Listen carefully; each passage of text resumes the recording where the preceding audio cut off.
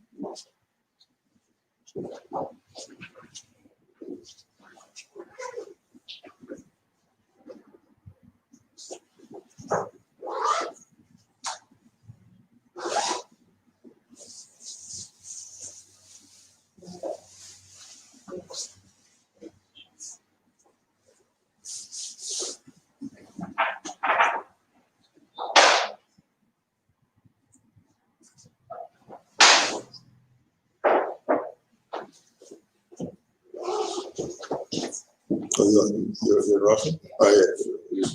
Yeah.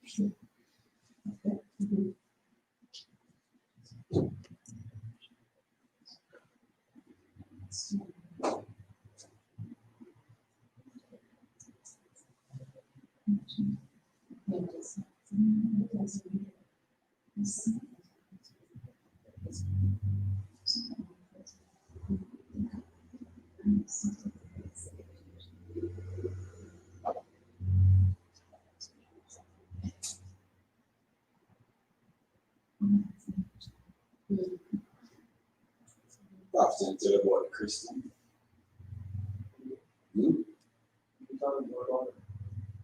Yeah, I'm a Christian. I never went to yesterday.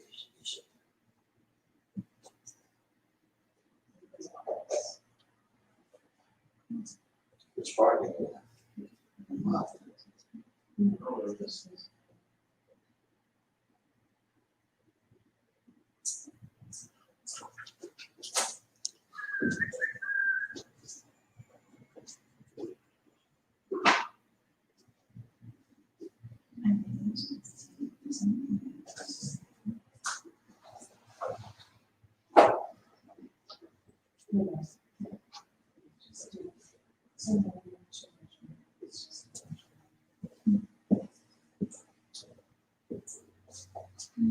Islam was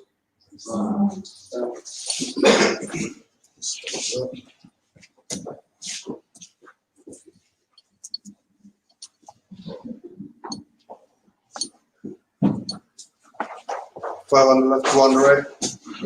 Allah, the Father of the universe, Father of love, truth, peace, freedom, and justice. Allah is my protector, my guide, and my salvation. By night and by day, to his holy prophet, and over to all the Islam. Prophet warns all Muslims, governors, in order to read proclamation at each meeting. I hereby inform all members that they must end all radical, agitating speeches while at work in their homes or on the streets. We are for peace and not destruction. Stop flashing your cards at Europeans. It causes confusion. Remember, your card is for your salvation. Failure to obey these orders will be of severe consequence. We are for love, truth, peace, freedom, and when these principles are violated, justice must then take its course. Any member or group of members who hold malicious feelings toward the temple or the prophet, or violate the divine covenant of the Moorish movement, will receive the reward from Allah for their unjust deeds. All true Moors will and must obey the laws as laid down to them by their prophet. If they lose confidence in their prophet, they should turn in their card and button, cease wearing their turban and fez, and return to the state where I, the prophet, found you. This is a holy and divine movement founded by the prophet noble to Ali. And if the prophet is not right, the temple is not right. The prophet, therefore, is sending out a divine plea to all Moorish Americans that they do their part in protecting their prophet and the temple. This is an everlasting movement founded by the Prophet through the will of Allah to redeem his people from their sinful ways. Noble Juali. Islam. To be proclaimed at every meeting. Islam. I'm glad to know that I have a few faithful Moors among you all, and I desire for them to know the truth and the divine truth. There is a host of jealousy about me and the movement now by the same people of our side of the nation that claimed that I was only a joke and unreal. But now, since they have found out from the government officials and the nations of the earth that this is the only sole foundation that all Asiatics must depend upon for their earthly salvation as American citizens, they are working every scheme that they can to disqualify me so they may take charge of the situation. I have notified all these things to you long ago in the past. It is through the faithful Moors that attribute to the movement and uplifting funds. The ones that paid their divine respect to me and the movement will be remembered. That is why I am calling upon all faithful Moors to increase their faithfulness to me, your prophet, and your divine Moorish movement. I need finance and I need it badly. Never before have I needed finance so badly as I do at present, so I can shove aside the discord that is facing the nation. It all comes through jealousy because of my fame and nobility. The nations of the world will not recognize the movement without I, the prophet, being head. It has been proven by my works which I have performed in the past few years. Prophet Noble Ali. To the members of the Moor Science Temple of America, Islam, this is the instruction from your Prophet Noble Ali.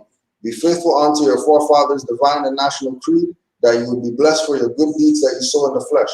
Allah is the one that judges the world, and his judgment is not on, but the weak can comprehend it not. The end of time is drawing near, so says Allah to his divine prophet, Noble Ali. And that's why many hearts have been turned to stone. Many have eyes to see, but cannot see, ears to hear, but cannot hear, lest they will be confounded of their sins. These are trying hours now, dear Moors, and every evil spirit is moving, and they are trying every weak mind to overthrow and drag out the true foundation that has been laid, and to cause confusion in the minds of the ones that do believe. But if you have the true love of Allah and the spirit of your forefathers, you fear not what you hear or see, but would sacrifice the utmost of your very life to protect your movement and your prophet. Watch your enemies, dear Moors. Your enemies are the ones that speak against your prophet and ridicule him to the very lowest, and the ones that speak against your divine and national principles of your temples. Act accordingly, and Allah will bless you for your good work. Peace, your divine prophet, Noble Ali. Islam. Next week, Sunday, we're going to be doing our is the second one?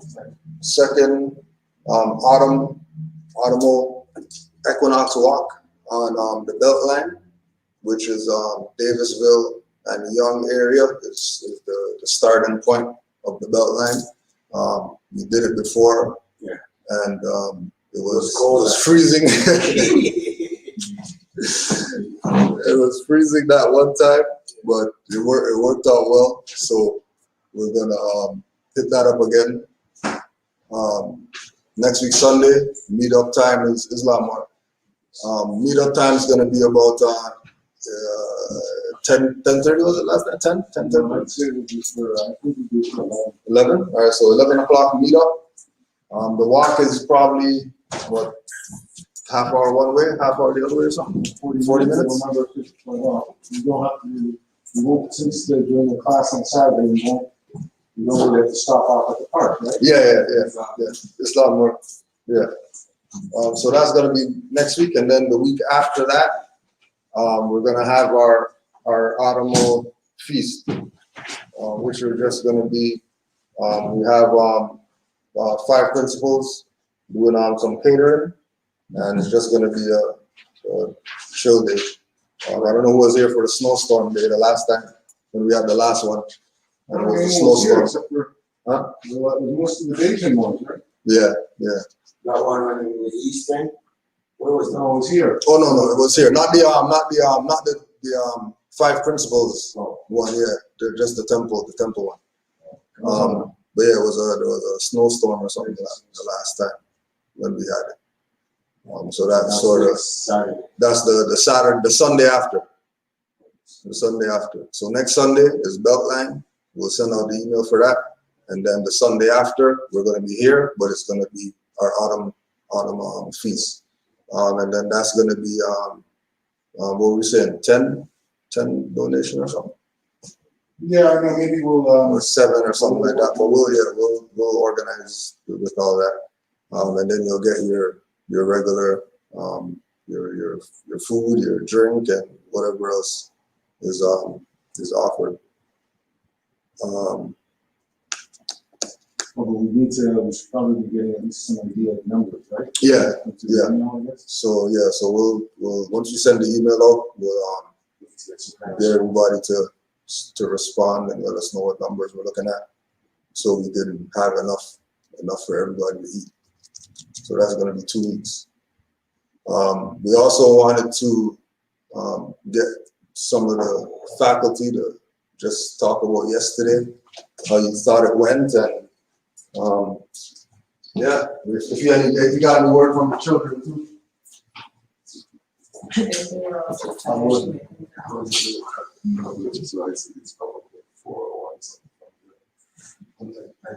said you would? Oh yeah. Oh yeah, no. Yeah. We're just traffic. It's crazy this morning. Yeah, it's crazy. You took that way? You took that way? Which way? Oh, it's okay. Oh, okay. Well, you might wanna. Yeah. I think they had said that there was nothing. But there's not any. No, I just said the children were pretty tired by the end of the day. Yeah, which is a good thing. yeah. So, I think it went well. I think that, they all had a good time. Yeah. Yeah, it was a great day. Great day. Yeah, that park at the back helped out too. Yeah, that was a Definitely helped out. highlight. Yeah. That's definitely the highlight. But there were some good conversations I heard, and the children actually found some interesting gems. Yeah. We were in the illusions room.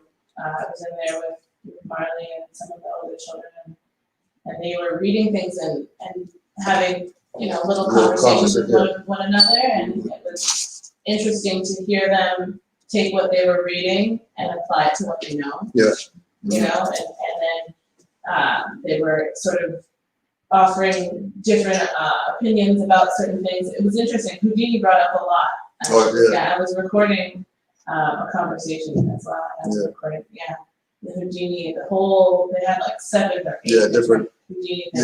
things. Yeah, they were all over it. Yeah, I think that was the spot. Other than the secret room, these men got to go to. I got a secret tour. Secret tour. Yeah. But yeah, I think the Houdini spot and whatever they had in the hideaway. That one picture you took with Moses, you posted it. The frame where it has the more giving him the plate with the. Oh yeah, that was Rennie's one. Yeah. Yeah, we were deciphering the Oman people. To see that the more, it's a pharaoh, right? That's the picture of Pharaoh.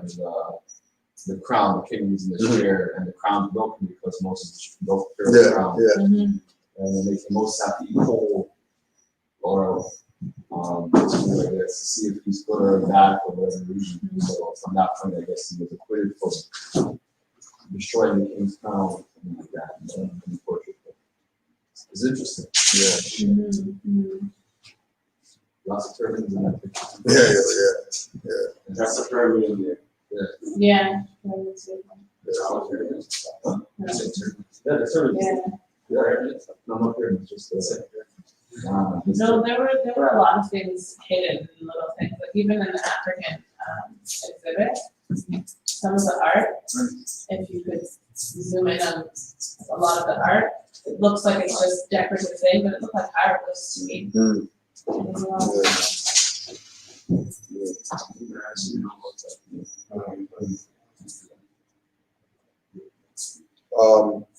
Anybody else have anything from yesterday?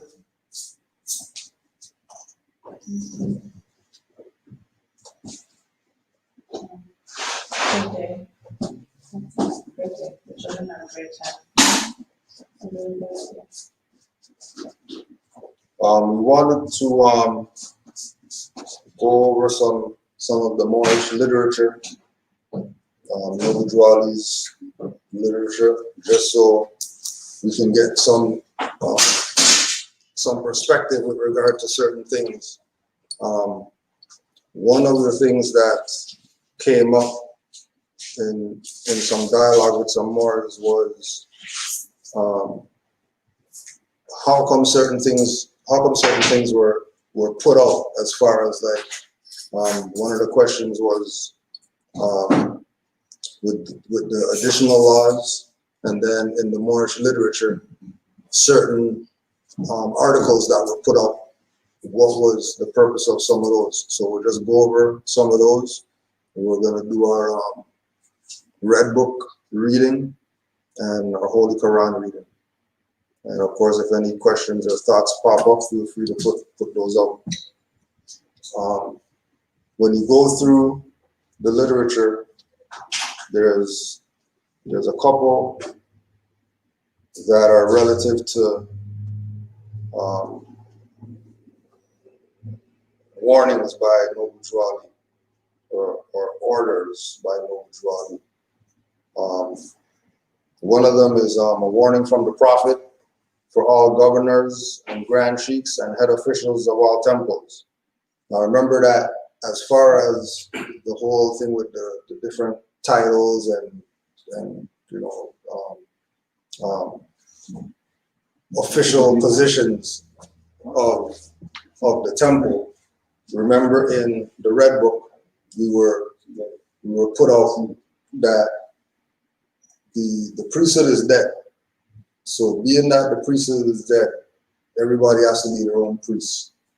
Right? Everybody has to be Grand Sheikh, Grand Governor, Grand Secretary, Grand Treasurer, Grand Mufti, who are going down the line. This is not a thing of an individual is that, right? The body's supposed to be that. And when you check all of the past, whether it's groups, organizations, or whatever like that, you realize that what the colonist does, get the head out the way, and then once they get the head out the way, everything falls, because the people who are under the head or following the head or with the head or whatever, they didn't have the knowledge of the head. You know what I mean? So we use the example of the once you cut the head off, the head's supposed to grow back. We're really on the quote unquote science like that, right? It's not supposed to be cut the head off and the body just falls. As soon as you take the head, another head's supposed to pop right back up. And in the case of Noble Juali, when they took the head, about 50 heads popped up. And then everybody was saying that they're the head. You know what I mean? Again, because the membership, they didn't have knowledge. They're from the perspective of, you know, Noble Juali died and grieving their prophet and all this stuff while people are undermining it while they're grieving. Opposed to, you know, again, going to the Quran, knowing about the ministry of death chapter, that, you know, death is not an enemy of man and all that. As soon as death happens, ain't no big deal. You know, you give your RIP and then you keep doing what's supposed to be done, right? So this is a warning from the Prophet for all governors, grand sheikhs, and head officials of all temples. Renew your acts, amend your ways. That's the first line, period. Renew your acts, amend your ways. So obviously people weren't doing what they're supposed to do, if that's going to be the first line that he's telling to all the heads, right? Who, again, when we look at, when we put Noble Juali in the position of prophet, if he's the head, then everybody around him was a disciple. If he's the head, everybody around him was at the table with the Last Supper. And everybody was getting their grub on and stuff like that. Everything's cool while they're eating. Not realizing that these people who were around him, this is the leadership, the membership, not realizing that the people who were around Noble Juali, a lot of those people were traders at that time. And there was a lot of information that he was putting out, like these things right here, to let Moors know that don't take this lightly just because, you know, we're Moors and we're Moors, we got our nationality and birthright or whatever. Everybody's going to be trying to undermine this and undermine us in our position. One of the things that we were talking about earlier was how the so-called government of Canada takes the position of trying to lump their people into the Aboriginal Indigenous position, right? Whether it's the whole $5 Indian with the Dawes rolls or whatever, whether it's we know who the original people are, but these people are also native, and then they have their 5 nations or 5 civilized tribes, and they list all these different people who are supposed to be the Aboriginal Indigenous people. But then the true Aboriginal Indigenous people, they misclassify them as something else and don't even include them in the conversation, right? And again, honors to the Moors, because the work that we've been doing of putting this information out has them now putting those things together, because now they have their anti-black, anti-indigenous, whatever thing, and those things are together. Yeah, it's not a separate thing like that. But again, the ignorance of the people not recognizing that they're trying to bring them back in. And if they're not taking the position of, well, we're gonna say that we're the Aboriginals too, then if it's like that, then all the BS that we're seeing is gonna continue, right?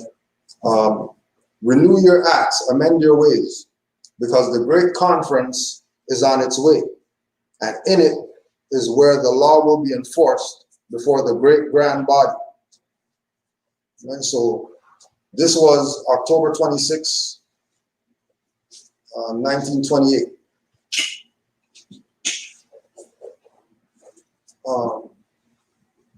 The whole idea of the Moors getting together, the Moors declaring their nationality and doing these things, was directly based in us getting back into the governmental position so that we can start handling our own stuff, not having to go to outside people, right?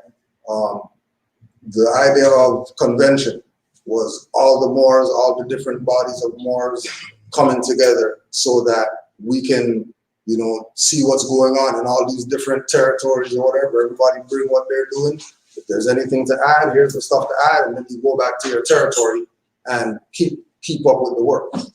Again, because of the power position in the Moorish movement, people took things, went to do whatever, not giving anything back home. People took the position of acknowledging Noble Drew Ali for his religious whatever, but not the prophethood part, or not the part that, in the convention minutes, they refer to Noble Drew Ali as president in the convention minutes.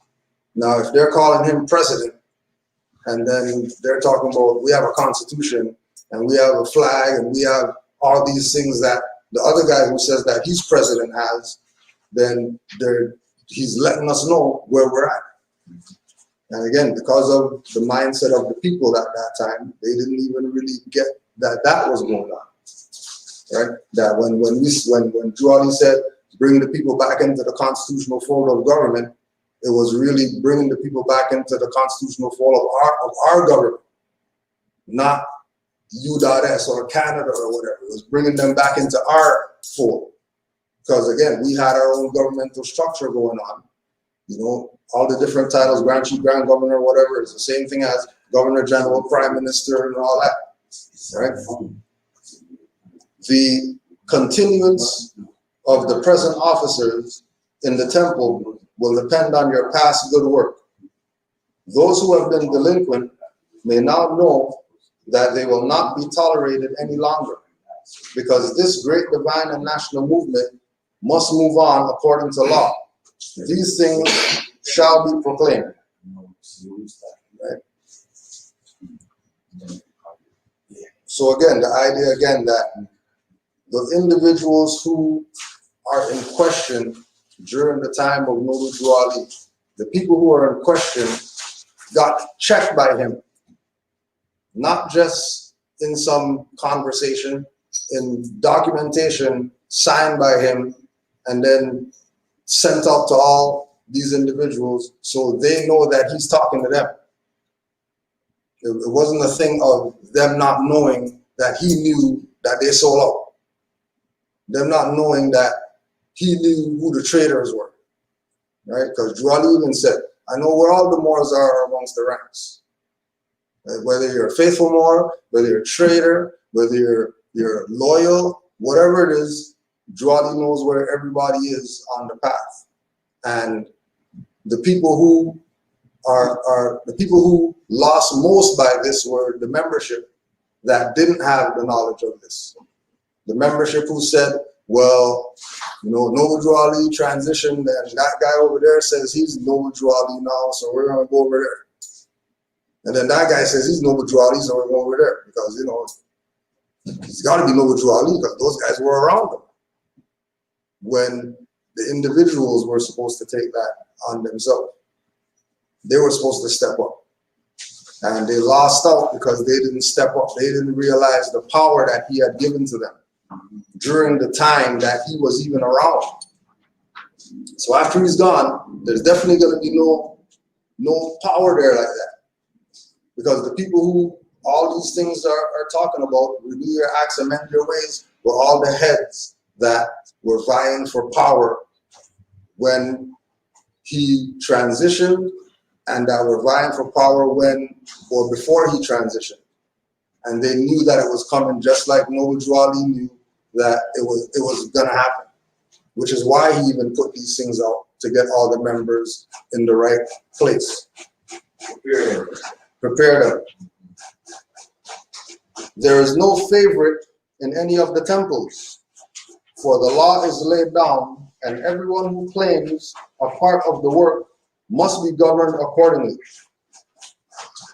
Right? So there's no individuals that have some position higher than somebody else. Right?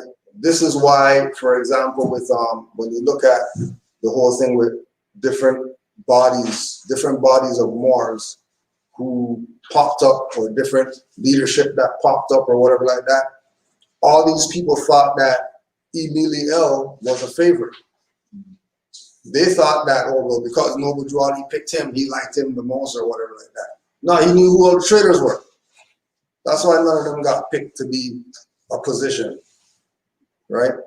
Like he got picked. When they say the Supreme Grand Council, that's why none of them got picked to be part of Supreme Grand Council, because he already knew who all these people were that were trying to get him out of his own movement, people who were trying to poison him, undermine him.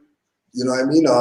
Say that they have a temple, but they're doing church. Say that they have a temple and they're not enforcing the Constitution. They're not doing anything relative to what Noble Drew Ali taught. And again, when we go around to the different organizations, groups, or whatever like that, that have to do with our people, we see that obviously people took finance or something like that to be in the position that they're at now.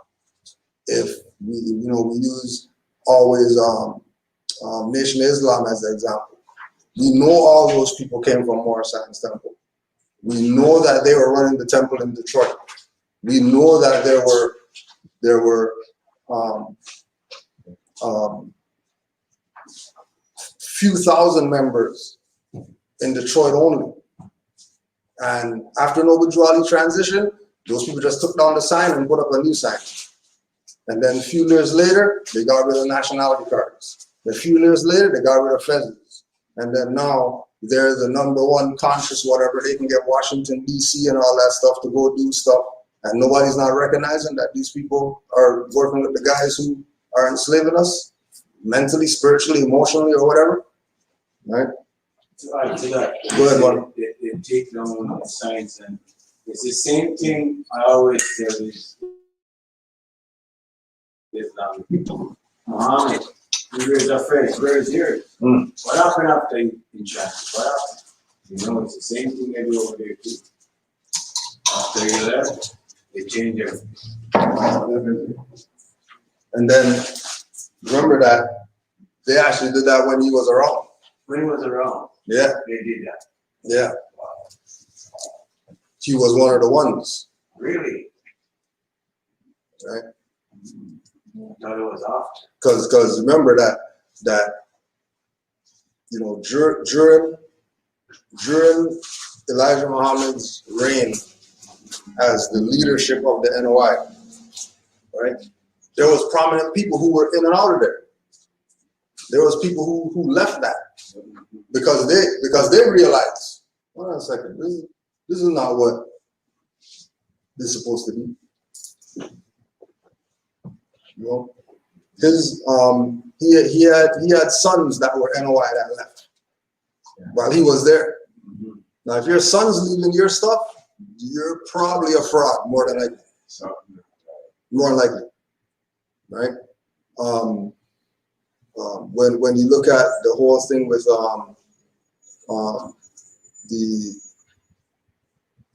the Garveyites, right? Same thing. As soon as they get Marcus Garvey out of the way, now you have all these individuals claiming some type of Afrocentric whatever position, but not tying themselves to the UNIA, right? But they're going to tie themselves to all these other groups who we already know whether it's Ashkenazi funding, Khazar funded, or whatever like that, and knowing that once they get certain people out the way, it's gonna have the repercussions of getting certain people out the way is gonna affect the people. Has nothing to do with the leadership and all that stuff. Where are the people at after these things happen? And again, if we go through all the different groups that we have around today, claiming that they have some type of authority with regard to liberating our people, as soon as they're not talking nationality and birthrights and all that, we already know either somebody taught them wrong or they work for the other side. Because nothing's happening without nationality. Just ask anybody else that has one, and see how prosperous their group is. See how much power they have. How much power the Sikhs have out here? The Sikhs just came here yesterday. In Scarborough, you see some building their home. They just came here yesterday. Just south of Edmonton and Birchmount, renovating. Right. Huge building. Yep. And on the other side, there was a warehouse with Chinese made T-shirt, whatever. Yeah. They have the whole thing now. They do all the road contracts now. Yeah. Yeah. Yeah. Right. You know, and they have their people in office or whatever like that, so they're gonna get their little benefits, their little perks, right? And we were talking about this earlier too. All that is happening because of our people wanting to play Negro, Black, Colored, African, or whatever like that instead of being the indigenous people. So that means the colonist is gonna go with the fraudulent stuff. He's not gonna go with anything that's real. If the people who are real aren't stepping up for what's real. If the people who are real are standing up for the fraud, then what's the fraud gonna do? Go with the real stuff? They're gonna go with the fraud stuff every day. Matter of fact, they'll give them $50 billion for them to stay fraud. And then they're gonna apply and get it, and then they're gonna get the finance, do fraud with it, not do anything for the people. You know what I mean? Like we know even when we were talking about year of the gun out here and they were giving finance and all that stuff, people, you know, mad people that got finance that were supposed to be, you know, for the people, African, you know, whatever like that. And they got finance and nothing happened. Zero. Pocket. Right? And then they're supposed to be in debt and then they're still making millions to give people to say, go do something. Right? There is no favorite in any of the temples, for the law is laid down, and everyone who claims a part of the work must be governed accordingly. All are one. So if all are one, that would mean that there's supposed to be unity amongst the Moors. There's not supposed to be Moor Science Temple that is claiming, for example, Moor Science Temple, Grand Major Temple, Chicago. They're claiming that they have an office here in Canada, but it's not us. But then they're claiming that the Moor Science Temple that they established here is in Canada. Because they already know if they say Canaanland, people are going to tie it to us. And they don't want to be tied to us. But Drew Ali said all are one.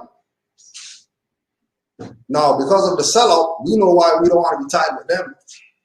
We already got background information about those people and their activities as quote-unquote Grand Major Temple. To know that, forget that. We're better off doing our own stuff than trying to connect with those people to try to do something. Especially if the people who they're taking as the ones who are going to lead the Grand Major Temple, Canada Temple, or whatever like that, are people who came from this one. So if they're going to take people who came from here and then not unify, whatever like that, you already know what's going on. And again, why would they say that they're Canada if everybody knows Canada's a private European foreign corporation, has nothing to do with the land, has nothing to do with government or anything like that? Why would they say that they're that? Why wouldn't they say that they're Canaanland? Right? There is but one temple in this nation, and there's but one prophet of the temples. There's one temple. There's one temple in this nation, and there's one prophet. The one temple in this nation is the nation. The one temple is all are one. We're all Moorish Americans. We all got that flag right there. You go to any Moorish Science Temple of America, they have that flag up there. So how are we going to go to Moorish Science Temple, know that they have that flag, and then when we question them about Moorish, whatever, they're going to say, oh, don't listen to these guys, don't listen to these guys, don't listen to, and then everybody they're saying don't listen to are the people who've been putting in work for the past 30, 40 years. And then while they're in the temple playing church and sing hymns to Noble Drew Ali or whatever, they think that's the stuff. Oh yeah. Oh yeah. They're online and stuff. Yeah. Songs. You see how we be hearing them people next door? Yeah. Or just like that. Church of Caesar song. Yeah, but they're saying Noble Drew Ali instead of Jesus in the songs. Okay. And they're saying Allah instead of God or whatever. But they're singing the songs. The Negro spirituals. Maybe in the spirit. Yeah.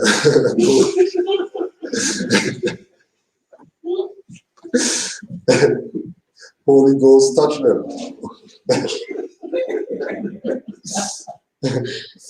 I come to speak to all nations, bringing them a message of love, truth, peace, freedom, and justice. Right, just like divine warning. Divine warning. Divine warning by the prophet for the nations. Not for temple members, Moorish Americans, people with fezzes on. It's not that. You can't talk to the nations. Everybody. Everybody. Not just the Moorish nation only. Every nation out there needs to be under the principles of love, truth, peace, freedom, and justice right now if they think they're going to do anything. Worldwide. Right? Has to be that. If it's not that, then look outside and see all the BS going on, and that's why. Because nobody's not listening to the prophet. Nobody's not going by what he laid down. They're going by what their guy who said that he's the prophet's laying down. And Drew Ali says we honor all divine prophets. And all those prophets come from a nation. So if all those prophets come from a nation, then who are these people that people are propping up today as some prophets? Right? Or leadership or whatever. In the head of every temple, if anyone has violated these divine laws, it will mean his discontinuance. For no man is to be under the influence of intoxicating liquors, nor to seek to tear up the families while under the influence of evil motives.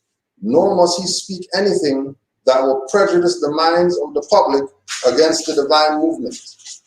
If any of the laws are violated, anybody, grand sheik or sheiks, can file charge against the violation to the grand body over which the prophet presides. This power is vested in 7 or more sheiks for the protection of your temple and the divine movement. So that's why we would have our town hall meeting, for example. And the town hall meeting would be for any type of issues or whatever like that, any voting or anything like that. They say 7 or more sheiks, we say 13. because of our numbers and our numerology and the energy that we're trying to invoke, right? And when the people take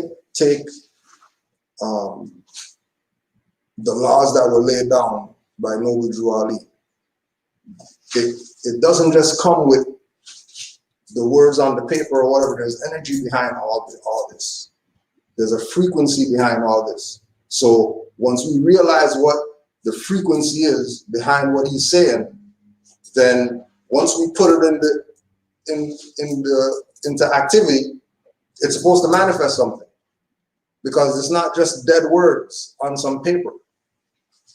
These are actual, just like we're saying, if he's prophet like that, and then we know, because we seen the example of what he laid down manifesting, we know how real it is with regard to him and what he's presented, then it's only right that when he presents certain things, that we don't take it as some light stuff.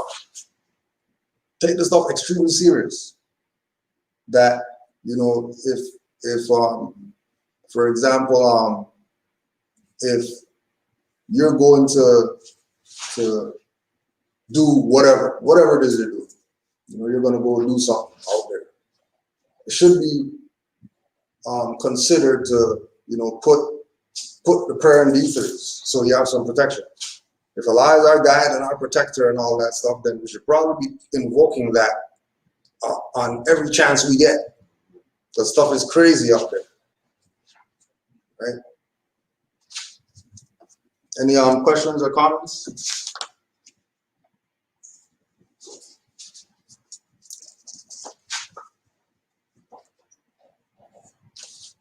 Now another one of those things is the questionnaire, or the additional laws that is supposed to be put in action with the Divine Constitution and bylaws. Now we go through the Divine Constitution and bylaws, there's a certain energy in that. But why would he have to do additional laws to that? Obviously, people aren't following that, right? So the additional laws are added onto that. So if they weren't following that and they weren't following the additional laws, then no wonder everything went to hell, right? Because people don't take Noble Drew Ali's prophethood as what they're supposed to take it as. Same way that they give honors to Jesus and all these people, they're supposed to give Noble Drew Ali these same honors, and supposed to hold him to that high esteem as well. Right? Additional laws. Act 1. Grand chiefs and governors and heads of all temples, all business, each said temple must be approved by Prophet Noble Drew Ali before acting upon by any members. Let it be finance, property, or any line of life that will cause the members to sacrifice finance, that it will cause the support of any group of members. Any formal officer that violates these laws is subject to be removed from his office under a heavy restriction by the Prophet or the Grand Chief. So after Noble Drew Ali transition, the head, Mealy El, was putting out all these letters to all these different Moors all over the country that violated all this. He said that if you want to be part of this, no problem, you can be part of this, but you don't have no leadership position anymore. If you're saying that you're down with Noble Drew Ali and all that stuff, then you have no leadership position. Come back into the fold and you just hold your membership role. And then when we go back to the things that we read every meeting, and they're talking about jealous of Noble Drew Ali's fame and nobility or whatever, those are the people who got a taste of the fame and nobility. And being that they got a taste of it, they knew what it was to be, you know, in the high side of this, right? Talking about the leadership or whatever, right? But remember, the priesthood is dead. So everybody's supposed to be on the level of supreme grand, whatever, supreme business, whatever, grand whoever, grand this, grand that. Everybody who's a member is supposed to be on that level, right? There's a reason why he said study, study, study, and study yourself and all that, because you need to be prepared, because you're, like we say with here, it's not going to be something where, you know, you have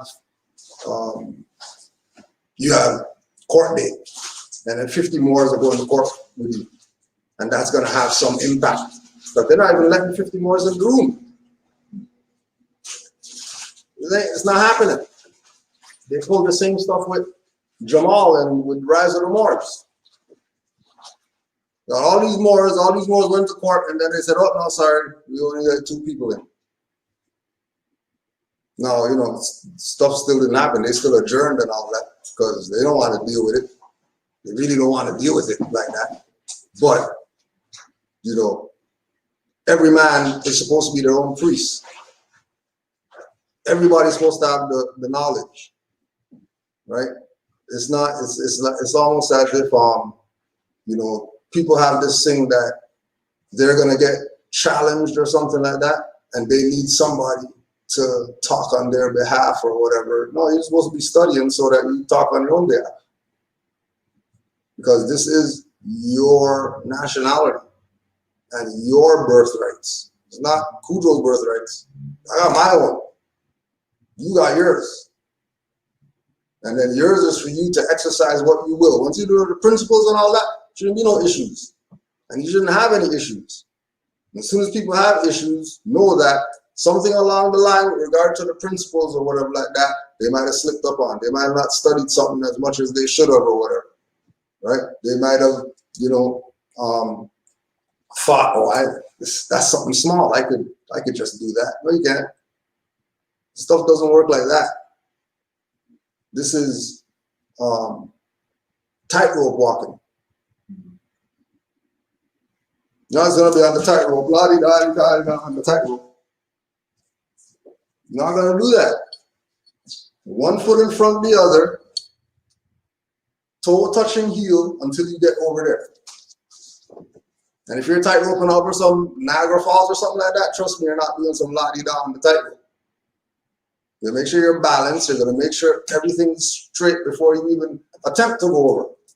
So you can't, when you get to the middle, you can't turn back. Something goes wrong, a breeze blows or something like that.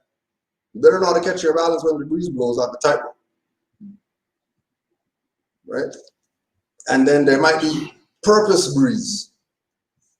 It might not even be, you know what I mean, nature doing it. There might be people on the other side with the rope trying to get you to fall off the thing. Right? Act 2. All members are to attend their added meeting and their public meetings promptly.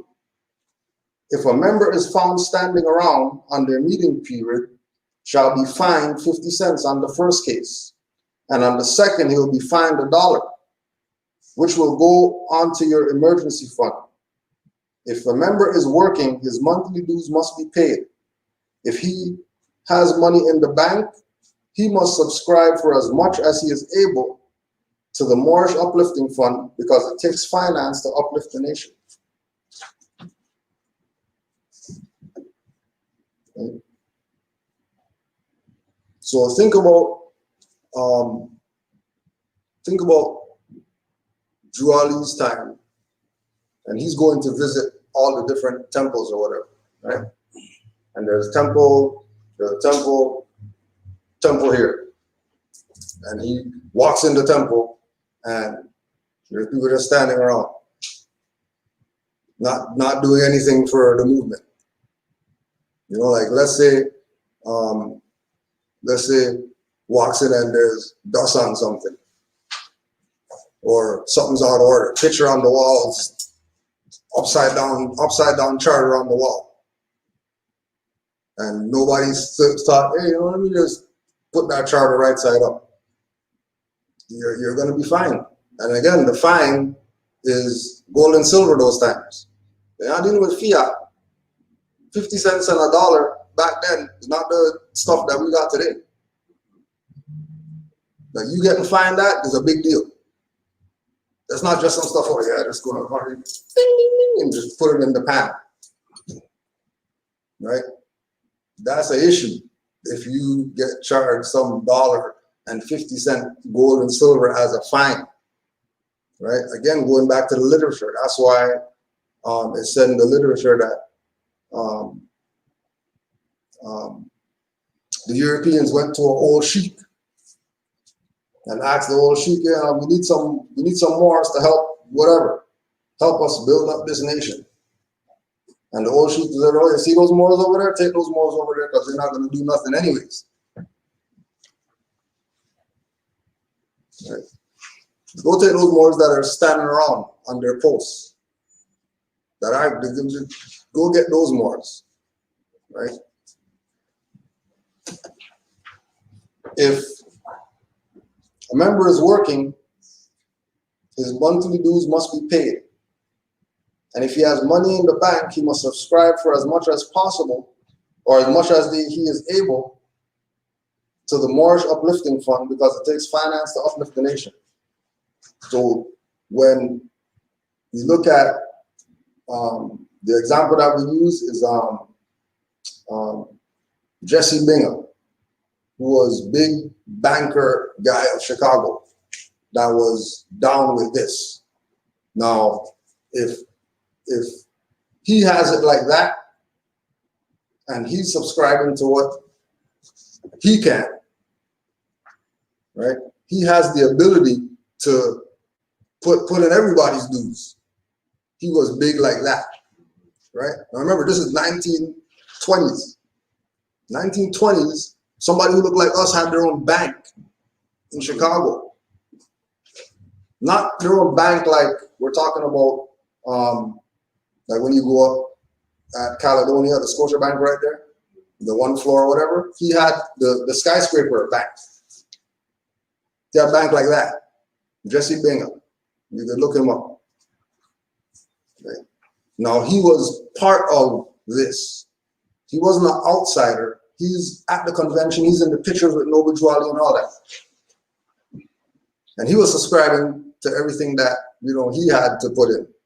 He was putting in whatever he could put in, right? And trust me, he wasn't putting in no $1 and all that, right? When you go through not the Moorish Guide, the Chicago Defender newspaper articles and stuff like that, and they're talking about the Moorish leaders doing this and the Moorish leaders doing that, and they got pictures of Moors in the street doing their parades and all that type of stuff. You think that they didn't have some power back then in the 20s, 30s, right? Even when we go into the 40s, 50s, 60s, there were Moors that had their own farms and all that. There were Moors in Virginia that had their own community, right? Their own community, that there's a road and the street is a Moorish street. And then the guy's house has crescent and stars and all that stuff carved into the stone of the building. There was Moors in somewhere south, Tennessee, Arkansas, or something like that. They had farm and all that stuff. Like horses, hundreds of horses and all that stuff. Moors. There was the Grand Sheik in New York who bought the Noble Juali projects. That's still in Bed-Stuy right now. Let's call that still Noble Juali projects. It's not owned by a Moor anymore, but the stuff's there as an example of what it is that, or the level that we had this at. We were on the level where Moors were buying projects and calling it Noble Juali in honor of Noble Juali. Right.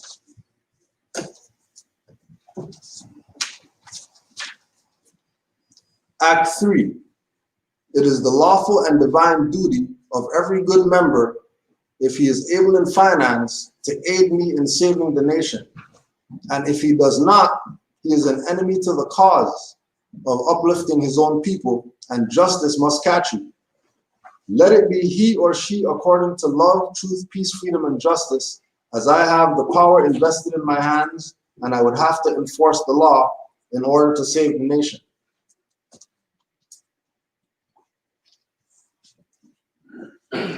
So every member, if they're able, they should be aiding the prophet with as far as the finance part of this.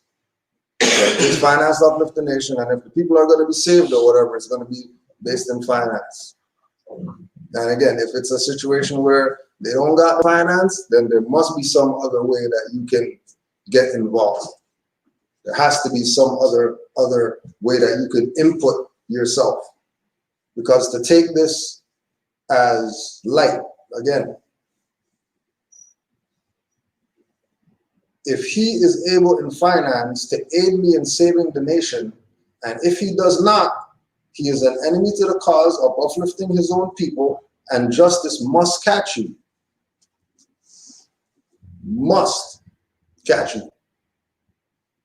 Right? Not no Juali is going to catch you. Not Allah and all that stuff. Not the Orishas and all that stuff. Justice will catch you. Right? And you know, when they say Juali's mastermind and things like that, you have to know that, yeah, he was a high scientist. All these are rituals. Say your prayer. That's a ritual. 500 of 200 right, there's ritual. It's not just some stuff to say. This is actually things that are having an effect in the ethers, which is why they're put to be said like that. Every Moor who first got their fez or their turban knows there was power there when you put that on for the first time.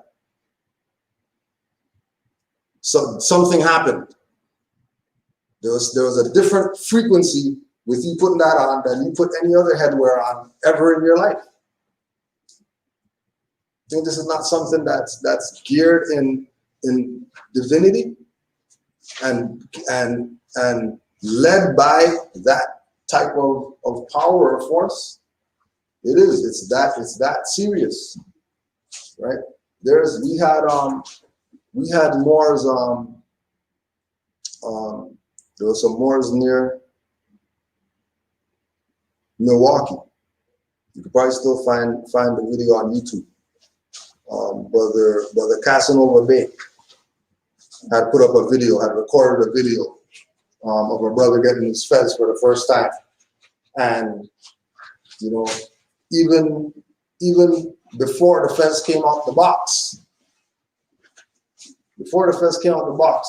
you saw on the brother's countenance how something's going on here, right? Open the box, that was a whole different thing.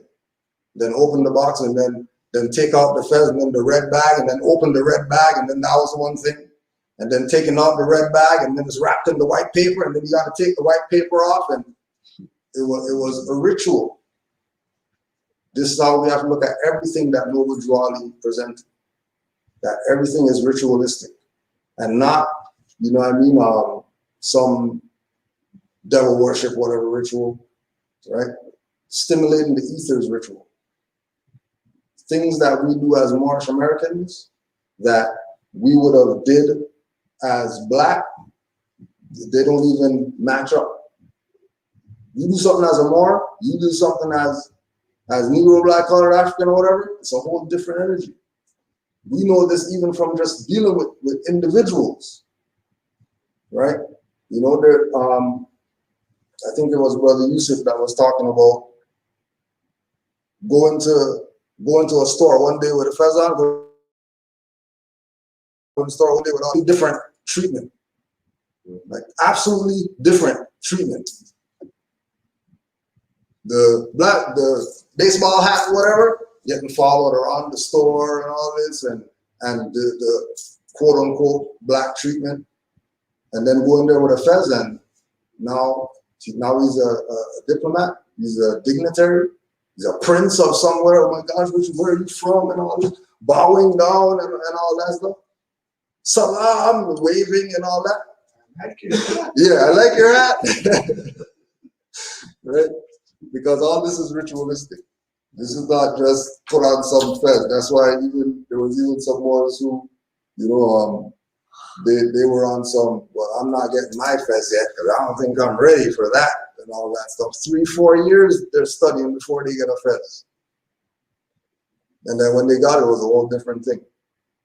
They were Moors when they didn't have it, they were Moors. But when they got it, because they, invoked the energies first, it was totally different than putting it on. And then you have the rush people who, they just see it and they want that or whatever like that. They go get it and they put this power on. They don't even know what they got. Go out there and they start spinning around and all this stuff. They don't know what's going on. Because of what really this is about. Even with the thing with nationality card. Put a nationality card in your pocket, stuff's gonna start going on. It's not gonna be what you think. You got something ready? I don't know if you're ready. You got it? Okay. I think that was the Holy Spirit over there. Yeah, something. The Holy Demon got that one. It was quiet. And then I heard it. Yeah. Act 4. All members, while up making a public speech, must not use any assertion against the American flag or speak radical against the church or any member of any organized group, because we are to teach love, truth, peace, freedom, and justice. Act 5. All members must promptly attend their meetings and send their children to Sunday school, and the teacher must conform himself to the questionnaire, and let every member exercise his 5 senses who is able to do so, because out of your Sunday school comes the guiders of the nation. Act 6. With us, all members must proclaim their nationality, and we are teaching our people their nationality and their divine creed, that they may know that they are part and parcel of this said government, and know that they are not Negroes, colored folks, black people, or Ethiopians, because these names were given to slaves by slaveholders in 1779 and lasted until 1865 during the time of slavery. But this is a new era of time now, and all men must proclaim their free national name to be recognized by the government in which they live and the nations of the earth. This is the reason why Allah, the great God of the universe, ordained noble Jew Ali, the prophet, to redeem his people from their sinful ways. The Moorish Americans are the descendants of the ancient Moabites who inhabited the northwestern and southwestern shores of Africa. Act 7. All members must promptly attend their meetings and become part and parcel of all uplifting acts of the Moorish Science Temple of America. Members must pay their dues and keep in line with all necessities of the Moorish Science Temple of America. Then you are entitled to the name of faithful. Husband, you must support your wife and children. Wife, you must obey your husband and take care of your children and look after the duties of your household. Sons and daughters must obey father and mother and be industrious and become a part of the uplifting of fallen humanity. All Moorish Americans must keep their hearts and minds pure with love and their bodies clean with water. This divine covenant is from your prophet, Noble Jew Ali, through the guidance of his father God Allah. So with the divine constitution and the additional acts, Act 6 and 7 are the same, and then 1 to 4 is where the alterations happen. And again, the alterations are happening or were happening because there were people who weren't even able to live by the first divine constitution bylaws. So there had to be things added on there because, again, the people didn't realize what it is that they had, right? With regard to with Act 5, right? Let every member exercise his 5 senses who was able to do so, because the priesthood is dead. And keep looking to grand whoever is as some authority or some whatever when all these people are traitors. And it ain't to look at it like that, because the title doesn't make the man. Muslims, sheiks, or whatever are born, not made. Somebody saying, oh yeah, make you a sheik, come on to our temple, we're gonna make you a sheik or whatever. They're probably about to put you in slavery. Because the ones who are qualified are made qualified. And they're made qualified because they study their divine constitution, they study their Moorish literature, study their Holy Quran, study the stuff that Noble Drew Ali laid down so that they can have a foundation before they even start getting into doing things. And again, majority of people, the stuff that they're dealing with, when after they say that their morals fails because they weren't given Noble Drew Ali stuff as a foundation. That's why even CMB told the Clock of Destiny Moors that the prerequisite for this is Noble Drew Ali stuff. You can't dismiss Noble Drew Ali stuff for my stuff because I'm 360-degree Morris master astrologer and I'm the constitutional law giver and whatever like that. You still got to study Noble Drew Ali stuff before you even get to CMB's stuff. But then people are going to run to CMB's thing first, thinking that, oh yeah, well he's and whatever. And Noble Drew Ali kicked him out the temple and all this. No, he didn't. No, he didn't. He was prepared by Noble Drew Ali to do all the stuff that he was doing. And everything that he was doing was right and exact with Noble Drew Ali, right and exact with constitutional law, right and exact with universal law, right and exact with astrology, cosmology, and all that. And they wanted to get even him out the way. Because everybody who was around him, who got the same deal as him, took the check and started saying that they're whatever. When you go check all his filings that he has in the Library of Congress, everything has his citizenship as Moorish American. I thought they don't recognize this.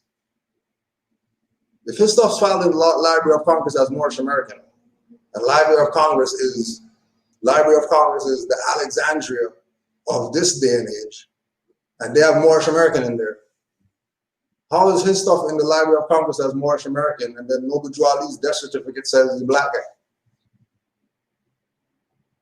Obviously somebody had their hands in this that shouldn't have had their hands in this. And the only reason that they had their hands in this is because the membership, the people who were the members of this, let whatever go down that went down. And then after it went down, they didn't even do anything about it. There's, it's all right. We got to practice in love and all this stuff before they hang these people from light poles out here. Pull people off podiums, drag them out of the temple, vote a new guy. Because you already know, there's all the letters, everybody has all the information that Noble Drew Ali was looking at these people funny that were around him, right? And again, it's for the membership to take this for what it is and exercise it on that level. Because again, Drew Ali brought us everything it takes to save a nation, told us take it and save ourselves. Now we're not going to do that. We're going to take it, instead of save ourselves, we're going to take it and sell it to somebody else 5,000. Right?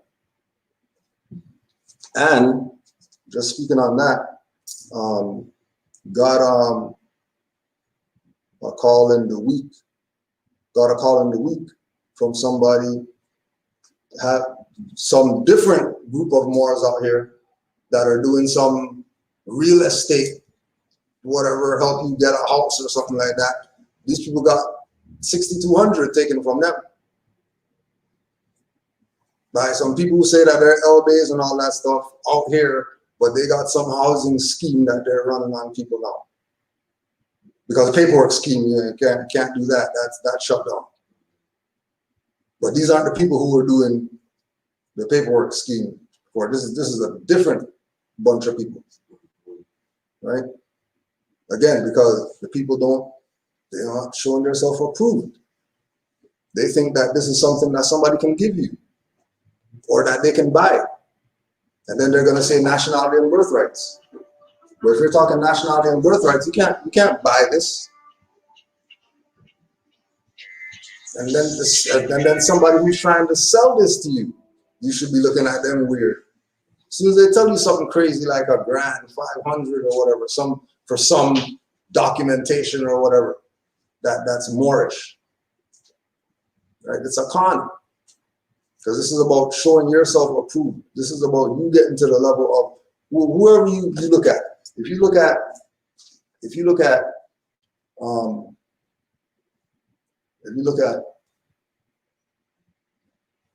a Seer the Duke of Tears, you're supposed to be trying to get to his level. Not supposed to be chasing him down and all that stuff as if, you know, he's the all and be all and you're nothing. All are one. And it has to be looked at from that perspective. If you're not looking at this, that this is yours, and because this is yours, you're going to put in the work as far as studying necessary so that this could actually be yours for real.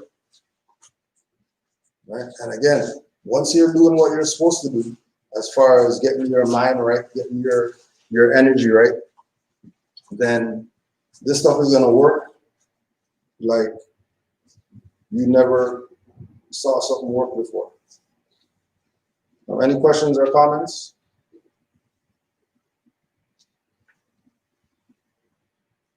So I would ask if you're saying that some of us are doing that, how come this hasn't manifested to that? As far as, Or you're saying that as long as we're keeping on point, then this stuff should be manifesting, right? yeah, if people haven't been on point.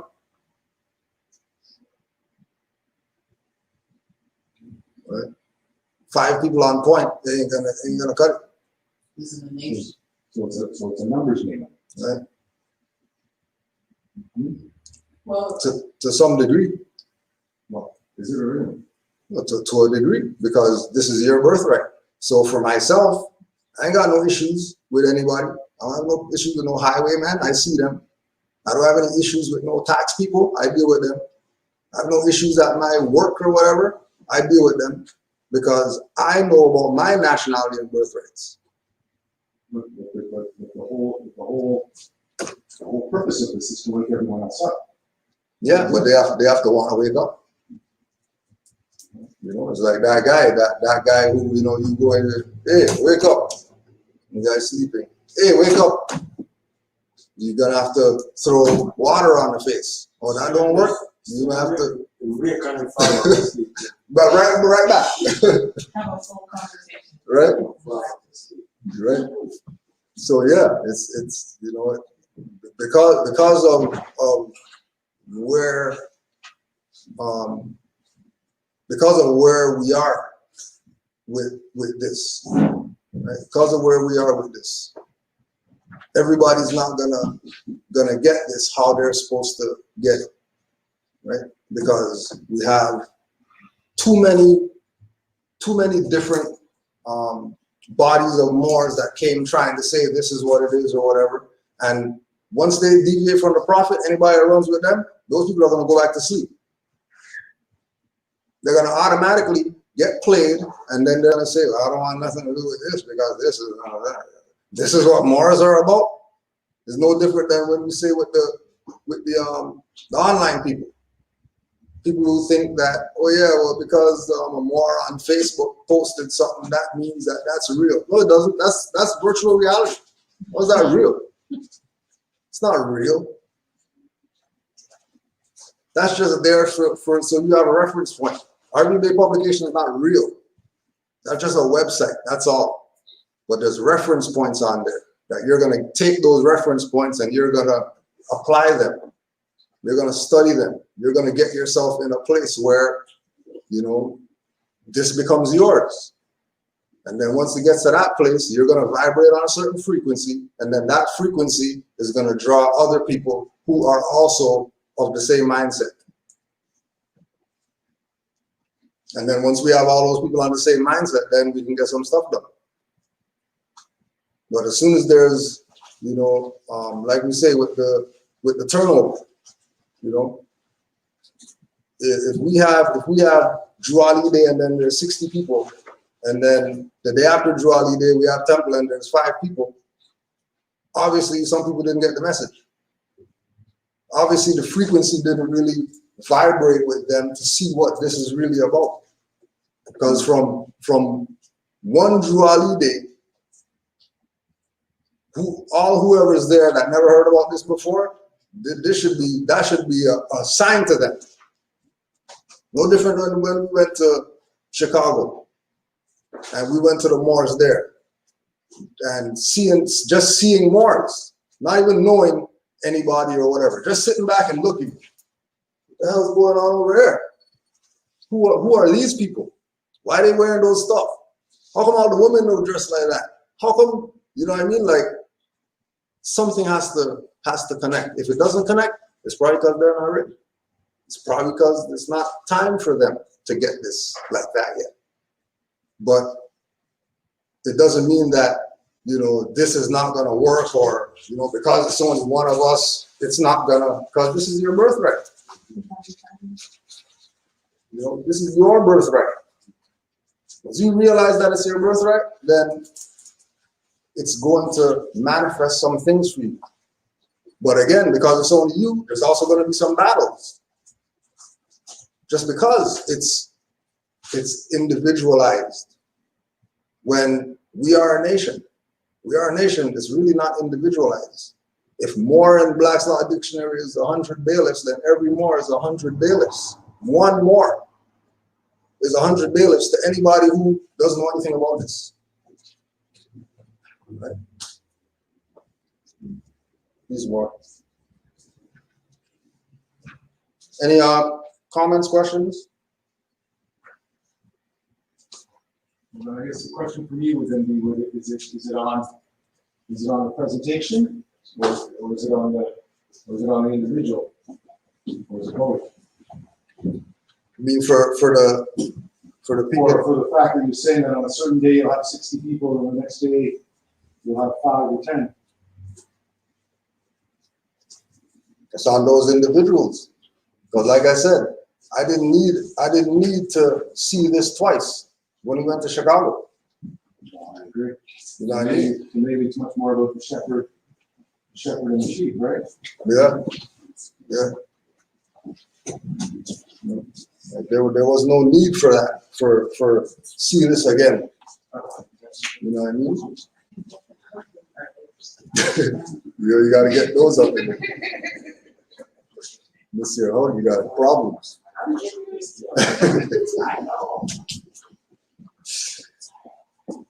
General laws. General laws as said by the prophet.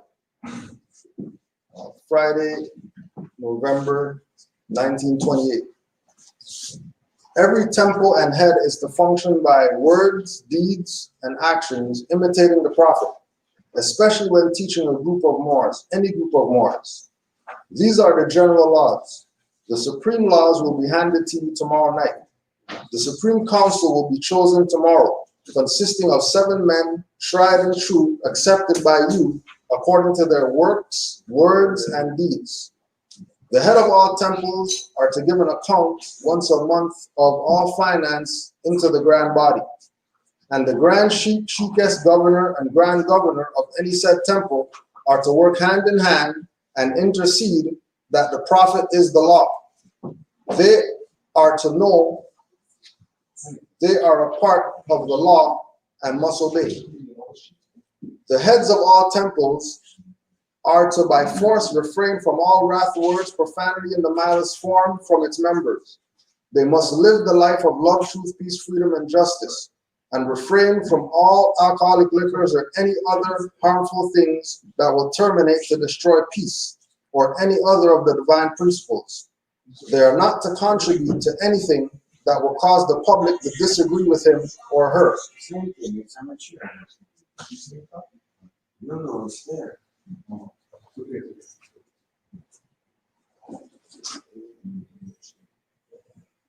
They are not to contribute to anything that will cause the public to disagree with him or her. And for one to lead a group of Moors, you must keep your house clean. Clean with good deeds, kind words to your wives, brothers, must hear good works, kind works, and must know of your good deeds. If there are children, you must see to their support. Follow this divine principle, for if you don't restrict to this divine principle, then you are not a true Moor. And the heads are not to charge for membership, or to overcharge for cards, buttons, or anything issued by the prophet. Those who contribute to either of the preceding are not Moors but robbers. Membership, sisters and brothers, is free, not only here but all over the world. The button is 25 cents, card 25 cents, and 1 month's dues is paid. Every member pays 50 cents a month for dues. This money goes towards the support of the temple. This, if not paid, does not entitle you to the protection that is provided for you, and especially if you are not working or in a position to work. If you neglect to fulfill this small duty assigned to you, how can you rightfully expect money or other help when you are sick or otherwise disabled?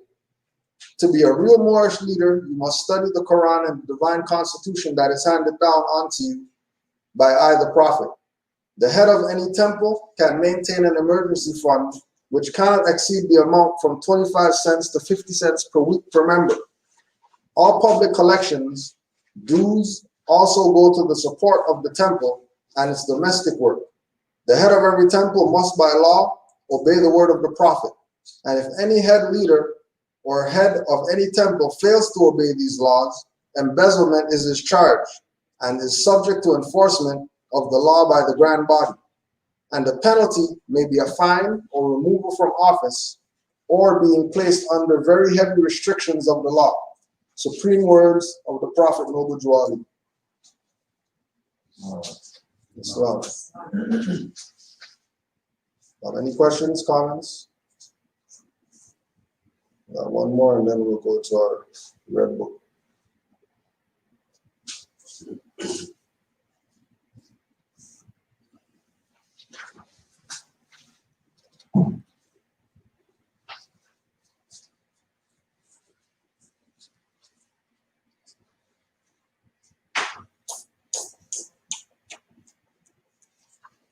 The Moorish Science Temple of America. The Moorish Science Temple of America was founded by the Prophet Noble Juali.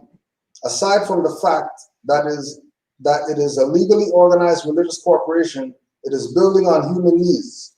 To this desirable end, in time, legitimate means will be found to dispense charity and provide for the mutual assistance of its members in time of distress, to aid in the improvement of health, and to encourage the ownership of better homes, to find employment for our members, to teach those fundamental principles which are desired for our civilization, such as obedience to law, respect and loyalty to government, tolerance and unity.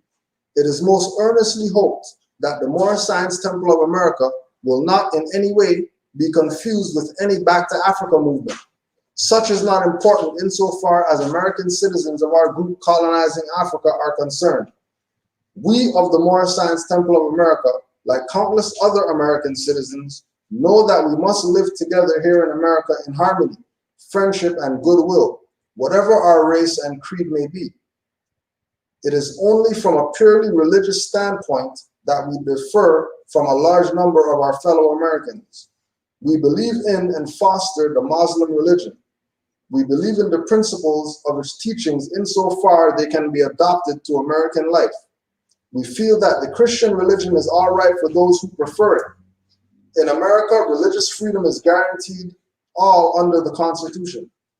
We are interested in freeing ourselves and our children from the greatest plight, economic slavery.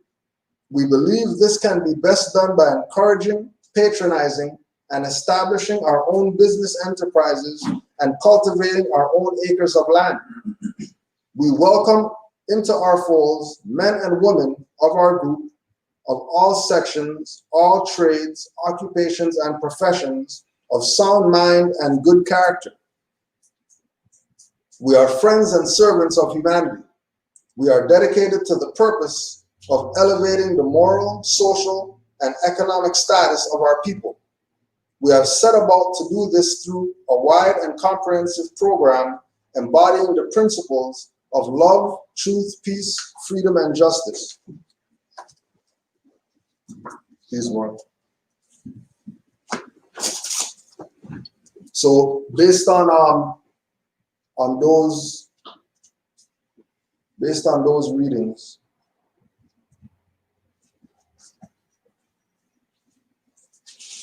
based on those readings, we just want to get people's perspective on what they think Noble Drew Ali had presented to us. Like, what is it that your five senses tell you relative to the lessons that Noble Drew Ali laid down? Could start with you. I was distracted by this key. Distracted everybody. Yeah, just based on what we read, what's your perspective of what Noble Drew Ali brought to us? How would you look at Noble Drew Ali's lessons? I'm not understanding because it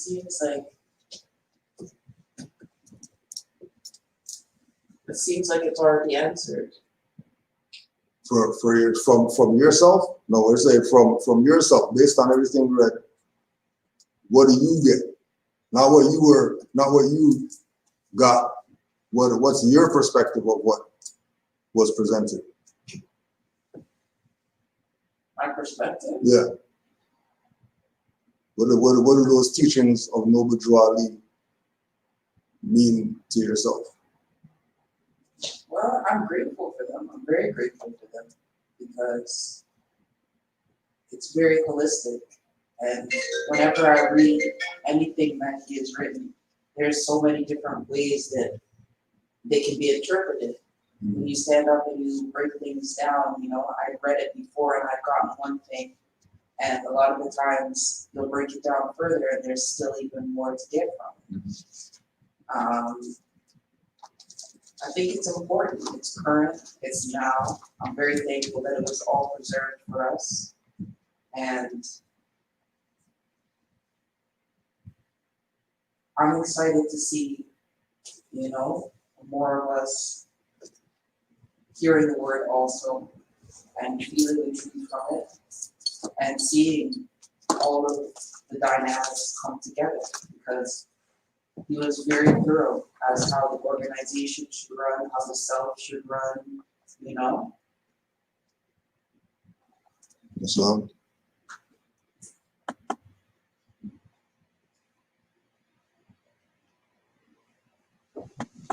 Anybody else? Just to add to what you said too, I want to say, and then on top of that, after you get the knowledge and those truths, you're gonna be active. Don't sleep. You're gonna be active. Don't be plus. You're gonna be active. So when you trade, I don't know. What's being active in your perspective? Mine is like active means whatever I learn, whatever I know, I try to share it with all wherever I can share. And all of one listen. Last night I was up to one of the top two youngsters helped me. I couldn't move. I was very interested. I wanted to know more. And just few things. Actually, my shirt. Once you see my shirt, the back, the B was covered. I'm not black. What is he talking about? And then when she see it good now, oh, there we go. And she get it. And she said, yeah, I'm not black either. We were there. So it's like if you shine the light, it will shine. If you put it out there, it will go. Or you can't just sit and laugh. I know it. It's okay. No. That's not part of helping to uplift fallen humanity. Can't be plastic. there's a time for everything. And I totally understand. So like, you're a flame keeper. So you can give someone a spark. But I can't set you on fire. No.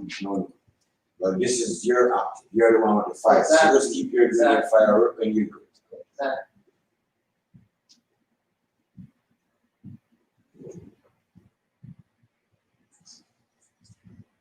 Because a lot of people I talk to, they never heard of no tribe. That's true. I even talked to one from Ethiopia. He never heard of Selassie.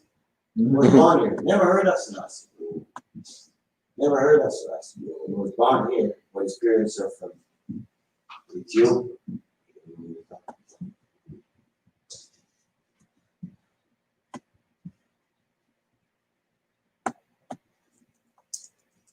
Anybody else?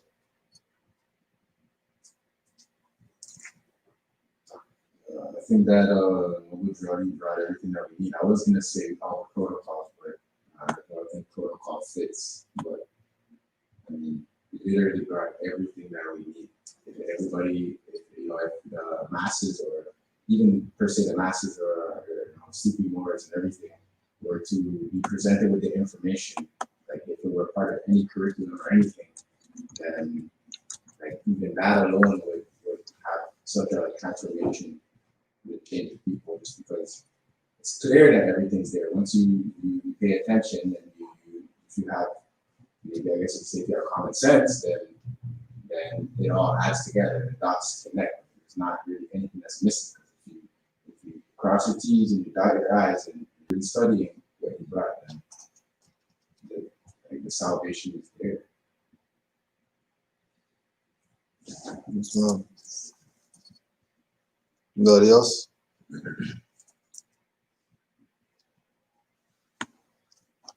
So we're gonna read our Red Book chapter, chapter 12. Yoshua explains to Casper the meaning of silence and the wisdom of Allah in man. Now in the early morning, Yoshua came again to teach and heal. A light not comprehended shone about as though some mighty spirit overshadowed him.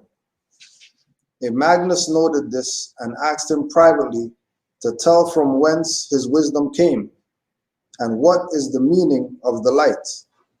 And Yoshua said, there is a silence where the soul may meet its God Allah, and there the fount of wisdom is, and all who enter are immersed in light and filled with wisdom, love, and power. The Magnus said, tell me about this silence and this light, that I may go there and abide. And Yoshua said, the silence is not circumscribed. It is not a place closed in with walls or rocky steeps, nor guarded by the swords of man. Men carry with them all the time the secret place where they meet Allah.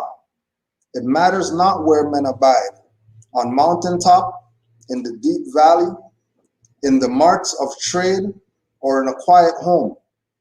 They may at one time fling wide the door of the soul and find the house of Allah. It is within the soul. One may not be so much disturbed by noise of business and words and thoughts of men. It goes all alone into the valley or the mountain pass. And when life's heavy load is pressing hard, it is far better to go out and seek a quiet place to pray and meditate. The silence is the kingdom of the soul, which is not seen by human eyes. When in silence, phantom forms may flirt before the mind, but they are all subservient to the will. The master soul may speak, and they are gone. If you would find this silence of the soul, you must yourself prepare the way.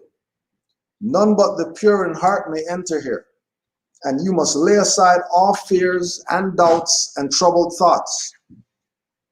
Your human will must be absorbed by love divine. Then you will come into a consciousness of the holy breath.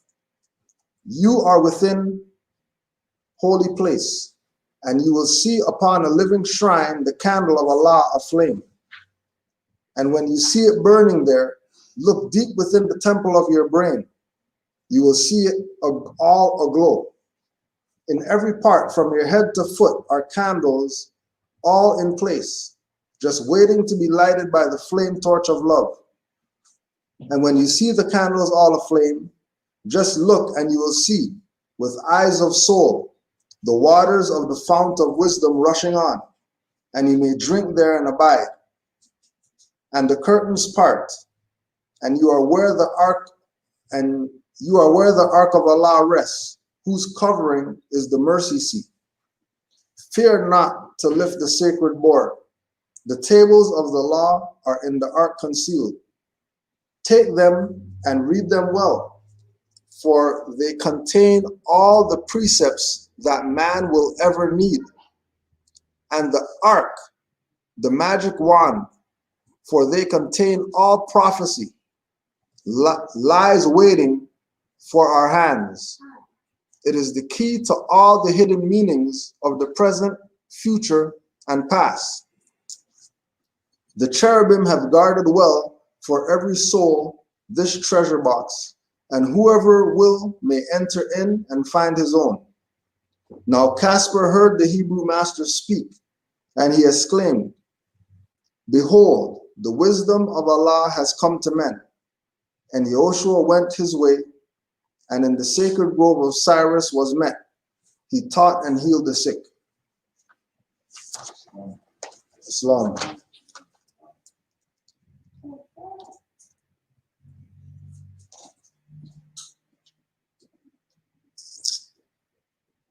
And Joshua said, 3, and Joshua said, there is a silence where the soul may meet its God Allah. And there the fount of wisdom is. And all who enter are immersed in light and filled with wisdom, love, and power. So the aspect of meditation, or taking time for self without anybody else being there, being involved, having a say, an opinion, or whatever like that, is where you would have to go in order to be completely in tune with the vibration of love, which is one of our principles, right? To be filled with wisdom, which is again having the knowledge and then understanding the knowledge, not just having it, but having the knowledge and understanding it. So one of the ideas is that once you're studying whatever it is that you're studying, either before or after that, you take that space, that quiet space, right? For example, with the music, like I would listen to if somebody sends me a beat or something, I would listen to that beat for a few days before I write something, so that I could get in tune with it, not just put the thing to the pen to the paper and just write the first thing that comes, because there's going to be so much that is going to be going that you might want to select specific things, especially if you want to try to relay a certain message. You might not just want to take the first thing. With regard to Quran lessons, you know, before going to bed, read the Quran, and then you have a 10 minutes, 15 minutes of what did I just read, right? What did I just ingest? You know, how did certain things trigger in my mind, you know, thoughts of different things that I wouldn't even been going there and thought if I wouldn't have read this. But then again, with the idea of the quiet space, it's important because we really have to internalize everything that we receive. You know what I mean? For example, I was thinking about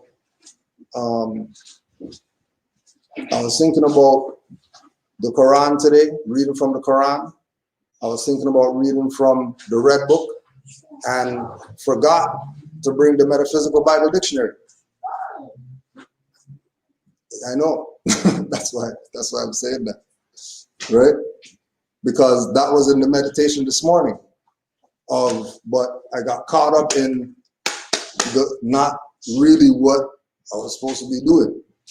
right? Because the book's there sitting there waiting to get picked up. And whatever the distraction was because I removed myself from the silent place. So other things were able to come in, whether it was breakfast, pick up the thing, mock that, oh yeah, I forgot to, whatever, right? But because of what the energy of it is, somebody else was able to pick up on it. Just because. You know what I mean? It's not like you know, it's not part of the divine plan when it's part of the divine plan. But once you put it out, know that the response is going to come back to you. It might not be exactly what you want, when you want, but guarantee once you go to that quiet place and you put it out in the ethers, the energies of the ethers are going to respond to you in some type of way, shape, or form. They're going to respond to you. And it's for you to be in tune with it to pick up on the vibe. Now, what made you bring it? Yes, who? What was the, right? So that could have been the thought of bringing it weeks ago, that when I went to the silent place, picked up on it, that, oh, let me bring it. Because we're always reading the Quran, but we're never bringing the Metaphysical Bible Dictionary to check the stuff that we're reading, right? Sometimes when we're having discussions, when you read the Red Book and Quran readings, some of it related to certain things that it's said in certain discussions. And today I see people. Oh yeah. Was there anything that we just read that you? Okay. All right. Yeah, I guess it could relate, but wasn't really the right information. One still get mixed up. I know I have Canaan and yeah, that kind of thing.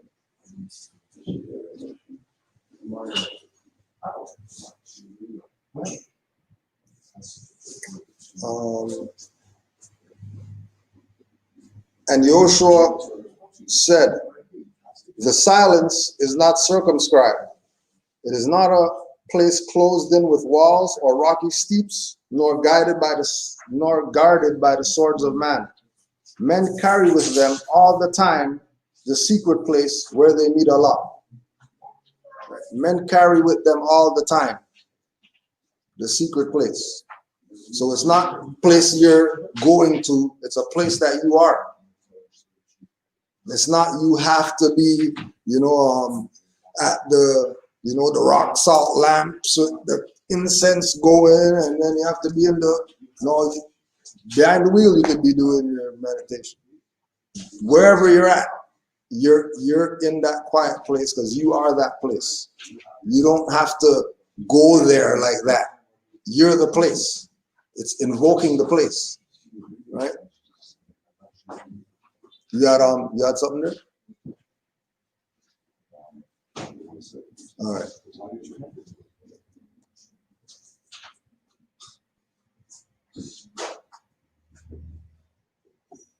One may not be so much disturbed by noise of business and words and thoughts of men. It goes all alone into the valley or the mountain pass. And when life's heavy load is pressing hard, it is far better to go out and seek a quiet place to pray and meditate. Right? That's a ritual. I'm telling you. As soon as stuff gets crazy, slow down and go into meditation. Because there's going to be answers that are given to you if you're in tune with the universe. Because that's like if something is that bad, that trying on you, right? There's already answers out there. All you have to do is be open to the answers. But you're not going to get those answers if the mind is busy on all this other stuff that's going on. There has to be that time that you're making time. Not even has to be that time. You have to make that time to find the quiet place. even if it's 5 minutes, they say. You don't even need to be, see people got 5-hour meditations and all. You don't need to do that. 5 minutes of going within and allowing the silence to become part of you so that you can get incepted with certain things that might help you get out of the situation. It might be something that you're blowing some stuff up that it's a real simple fix. It's not even anything you got to think about like that, regardless of whatever it is. So again, that when life's heavy load, so not you're dealing with somebody or, just in general, everybody has those times where life is heavy. And when you get to that place, it's not go call a shrink and all that stuff. Go within. Because all the answers are in the universe. All the answers are in the Akashic records. All we have to do is knock the door. And like I said, the door of Allah swing open to anybody who goes in silence. That's all that's needed. Just go in silence. And the problems are going to be, the answers to the problems are going to be revealed to you.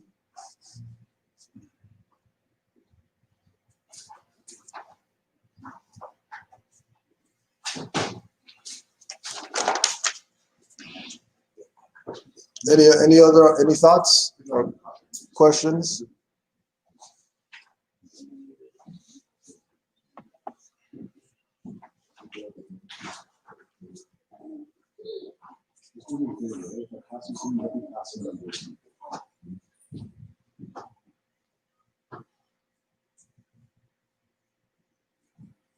If you would find this silence of the soul, you must yourself prepare the way.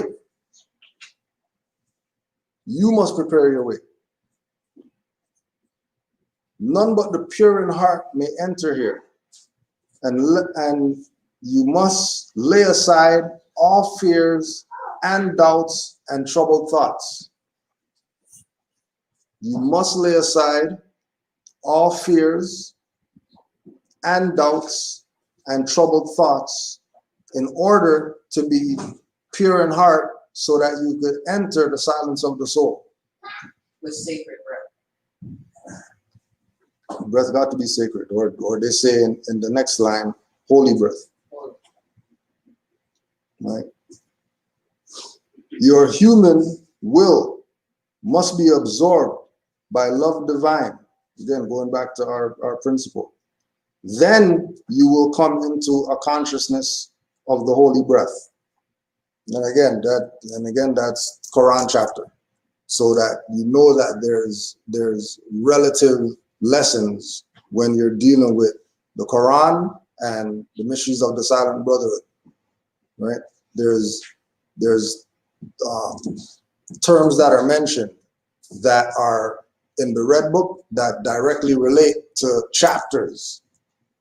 So if a term in the Red Book has a chapter in the Quran and then you go check that chapter, then the whole Red Book thing is going to open up into a whole different realm for you, right?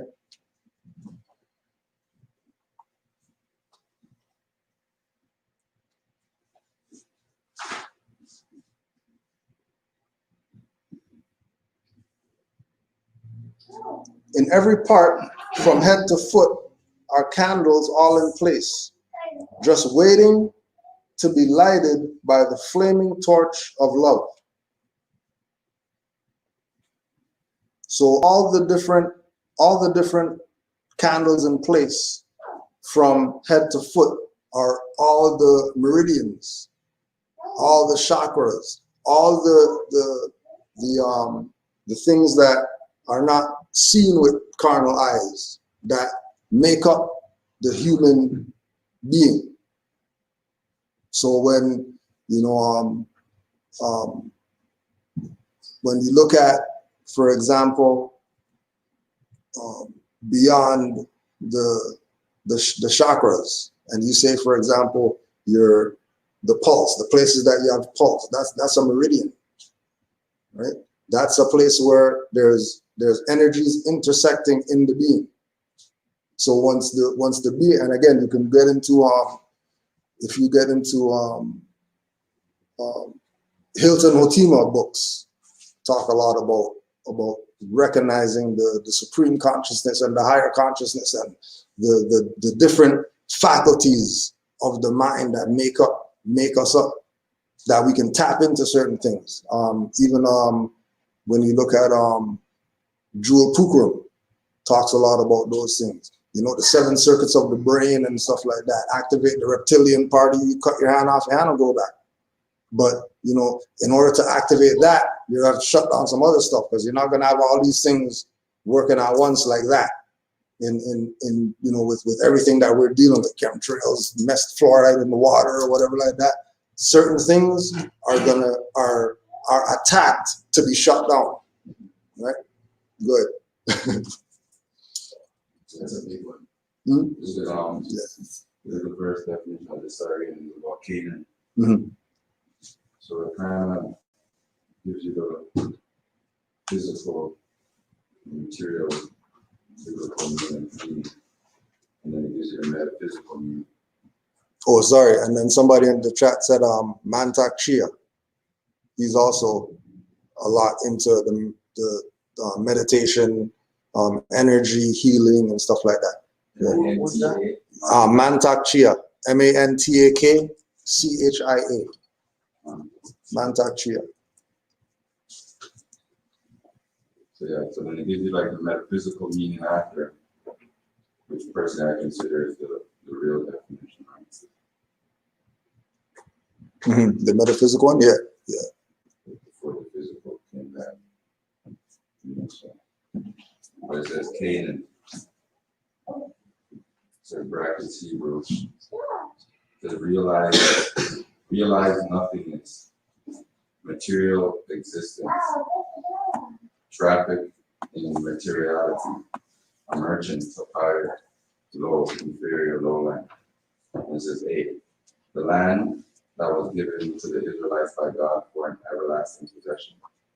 Genesis chapter 17, verse 8. Deuteronomy 32, 49.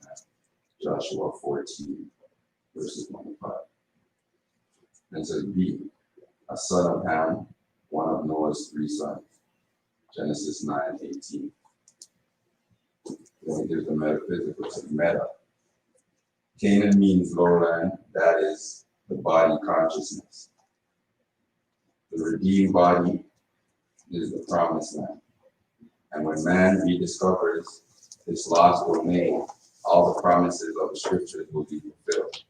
It is not a dream that man is to possess an immortal body. It is a solid fact. In order to redeem the body, man must enter with his spiritual thoughts into his organism and teach it the saving truth. Capital T. This is a symbolic teaching of Joshua 1. We all think of Canaan, brackets lowland, as referring to the subconsciousness. Metaphysically, it represents humbleness and receptivity. The land of Canaan, too, represents the unlimited elemental forces of being, capital B, in which man is placed and to which he gives character through faith in God as omnipresent spirit, capital S, capital E. To the mystics, it is the name of the invisible substance that surrounds and interpenetrates all forms, of which it is the mother. Canaan, the son of Ham, refers to the fleshly organism and tendencies of man. It refers to the physical and not the spiritual. Right, and that's Canaan. The metaphysical became that. The elemental life forces in the subconscious, under sense, thought, and expression, they are all that the meaning of Canaanite implies. The Canaanites are delivered by Jehovah into the hands of the Israelites, and by them are destroyed. And the name of the place was called Horma, from the root word as harem, or harem, a devoted thing.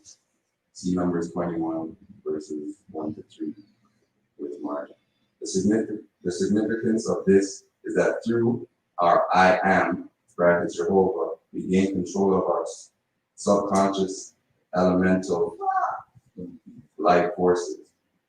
And by means of high spiritual thinking, brackets Israelites, these life forces come under the law of spirit and are transmuted into spiritual energy. So to me, that ties into what you were saying with Joel Booker, because the word has so much power, not only because of the thought and the energy behind the intention, but also the physical vibration of that. So what Joel Booker is saying is like the power of the thought is like you can't just believe something, like you know something. So you know what she's saying, you know every cell of your body, then and the cells of your body are in harmony with the thoughts. Yeah. There's two other terms that tie into that as well. Yeah, go ahead, man. Yeah. So now we move to Israel. Regular definition for Israel. So Hebrew, Israel is the pronunciation. Contending for God, striving for God, who prevails with God, a prince with God, dominion with God, rulership with God. The idea is a development out of that, of contending with and prevailing over anything, whatever. A. Jacob's name was changed to Israel after he had wrestled with a man all night at the ford of the Jabbok, and had succeeded in obtaining a blessing. And he said, thy name shall be called no more Jacob, but Israel, for thou hast striven with God and with men, and hast prevailed. And he blessed him there. Genesis 32, 28, 29. B. Israel is the nation that sprang from Abraham, Isaac, and Jacob through Jacob's son, Genesis 49, 28. Metaphysical meaning. The significance of the changing of Jacob's name to Israel is this. The mind controls the body through the nerves, and the great nerve, the sciatic, runs down the leg through the hollow of the thigh. The will acts directly through this nerve, and when the individual, through his mentality or overstanding of understanding, brackets Jacob, right? So mentality or understanding means Jacob. Exercises his I am power upon the natural man in an attempt to make unity between spirit and the divine natural. There is a letting go of human will. Jacob's thigh is out of joint, brackets. A great light of understanding breaks in the struggling soul when it discovers that there is a divine natural body, and it clings to that inner life and strength and eventually brings it to the surface in perpetual vigor. This is the significance of the blessing and the new name, Israel. One who has power with God and man, spiritual and material. Brackets. So that's what Israel is. One who has power with God and man, spiritual and material. If you, like Jacob, brackets, supplanter, one who is journeying from place to place to find satisfaction. That's what Jacob means. Supplanter, one who is journeying from place to place to find satisfaction. Brackets. Counting the past and looking to the future. So he's saying if you are one like that, counting the past and looking to the future, change your attitude to that symbolized by Israel and find peace in the Lord's reality. Israel as a nation, in its highest significance, symbolizes spiritual consciousness. The thoughts that have been wrought in truth and righteousness make the spiritual mind of spiritual consciousness, Israel. It's not necessarily just because a combination of the mind.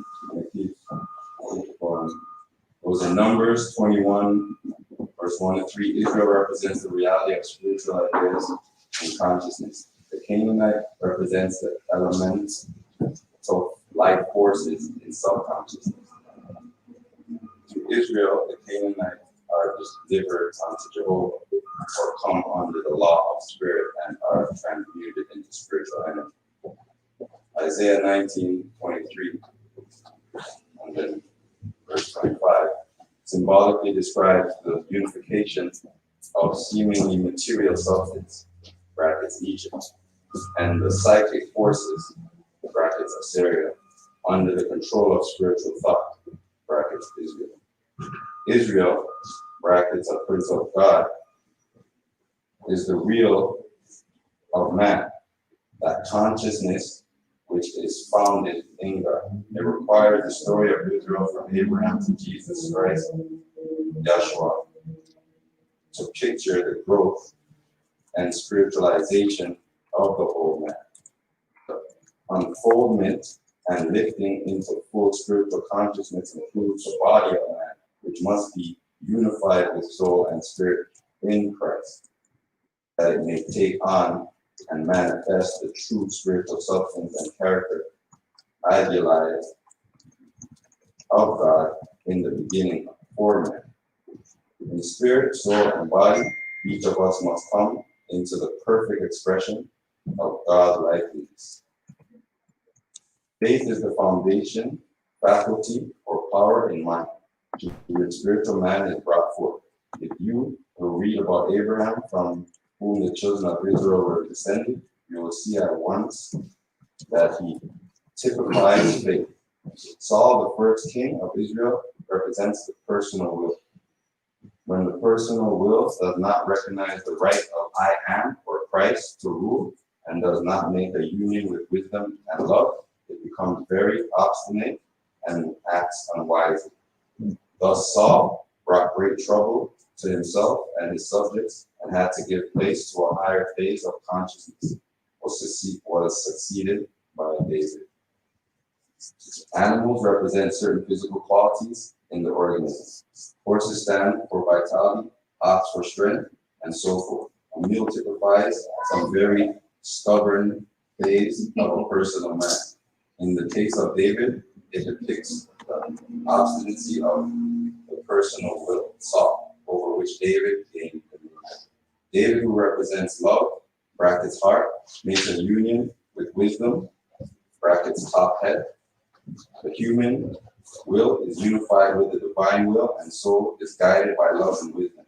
Thus David rides on, or has dominion over the mule, the obstinacy of personal will, from which union of love and wisdom, the feminine and masculine principles within man, Solomon, brackets peaceful, the wisdom consciousness, is brought forth his kingship.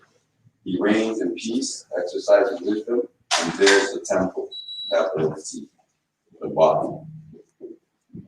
He is the natural offspring or outcome of David's overcoming, and he judges wisely in ruling the people of Israel. The ideas that make up the real consciousness in man, brackets. The uplifting and redeeming of the entire man is not complete until man is born of spiritual, and Jesus Christ comes to perfection in and through him.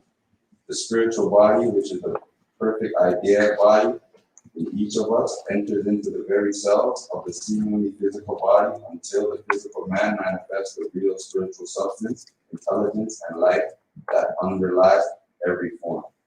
It is through spirit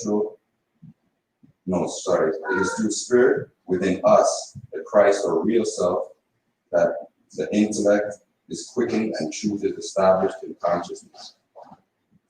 Jesus Christ was the house of David, brackets love, and he brought the law of love to perfect fruition. He also quickened all his faculties and powers.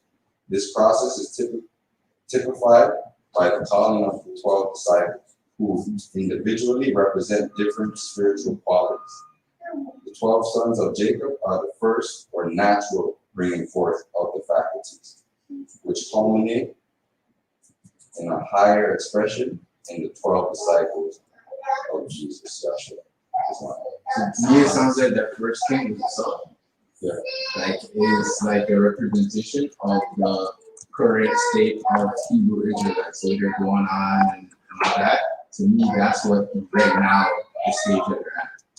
They're not at the David stage. They're at the Saul stage where they haven't really taken everything into account. Like they haven't really harmonized themselves like with love and this and that. Because like with their actions, like you can see they're not really engaging with people. They're just, you know what I mean? Like, what'd you say? Like they're not really actually trying to level people. They're just pushing that whatever they're, but at the same time they are holding the position of the Israelite where they're using the spirit to do the work of God. The thing is, there's no reason all these two is because like one can't go without the other. Everything ties in. It's all relevant. And it's like it's not physical. I just think it's metaphysical. It's a journey through your own body. Yeah. Right? So Israel could be considered the pineal ground, whatever, like Moab and Canaan and all the Amorites and the journey of the Israelites to the promised land or whatnot. Just mastering self. And then also too with the different names are all the being raising in consciousness. Yeah. So so Jacob to Israel was raising in consciousness. It's the process that you don't just be an Israelite. Like you have to evolve to be an Israelite. You can't go through that transition, without recognizing, like you're saying, that these are the faculties of the being, not some guys in holy scriptures that were walking around doing things. These are actually the being recognizing within their self what's Canaan to the body, what's Israel to the body, what's Jesus to the body, what's the river flowing to the body, what's the kingdom of death, what's the valley of death to the body. All these things are aspects of the being. And again, once you're studying quote unquote religion, the scriptures or whatever, it's imperative that you have metaphysical Bible dictionary, because all those holy books are metaphysical books without the metaphysical meaning in it. If they made Bibles and whatever scriptures with that in it, then there would be nobody in spiritual, mental, whatever servitude, because they would know exactly what it is that they're talking about when they read certain things. It wouldn't be confusing to people. As soon as the mountain of whatever is really a mountain out there, you already miss the point. Don't even read anymore, because whatever you're reading is only leading you further into confusion. Anything else there? Yeah. Next definition. Last one. Moab. Mm-hmm. Seed of the Father, water of the water, flowing from the Father. What of the Father? Of his Father. Moab, son of Lot, by his eldest daughter.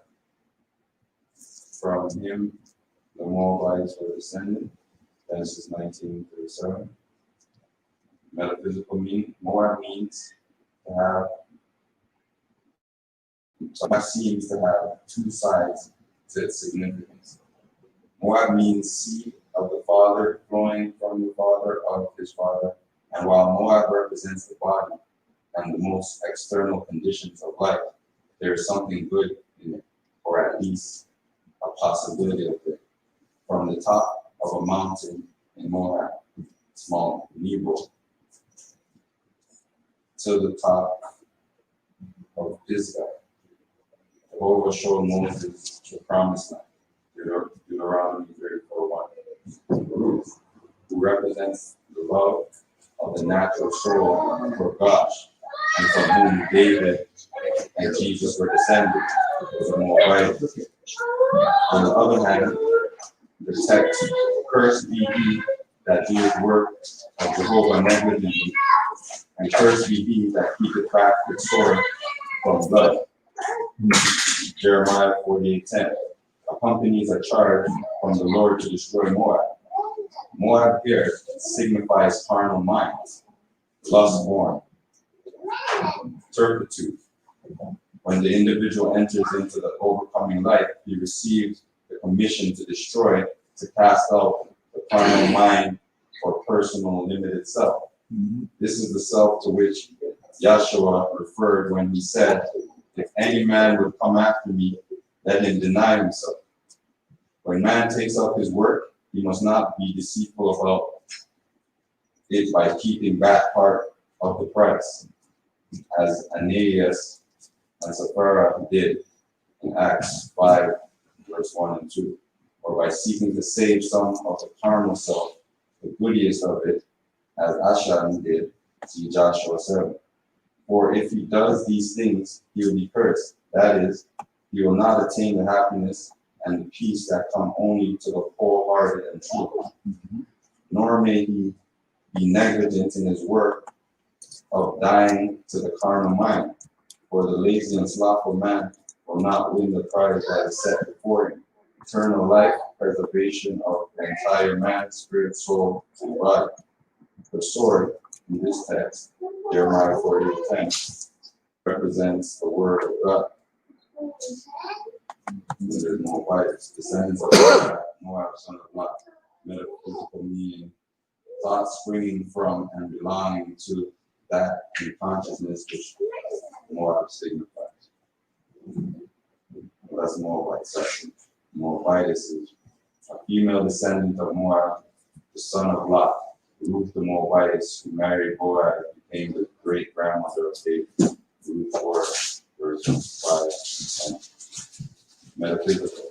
The carnal mind as it pertains to the soul of man. Ruth the Moabitess signifies truth and love raised to the divine because of his willingness to leave the love of the unreal. Islam. And then we'll close out with chapter 37 in the Holy Quran. The real one, small one.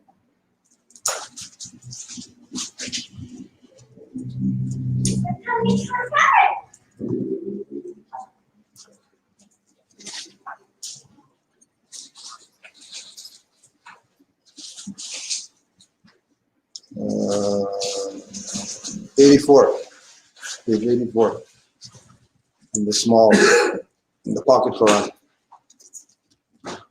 Holy instructions from the Prophet, the breath of heaven. Vaunt not thy body, because it was first formed, nor of thy brain, because therein thy soul resideth. Is it not the master of the house? Is not the master of the house more honorable than its walls?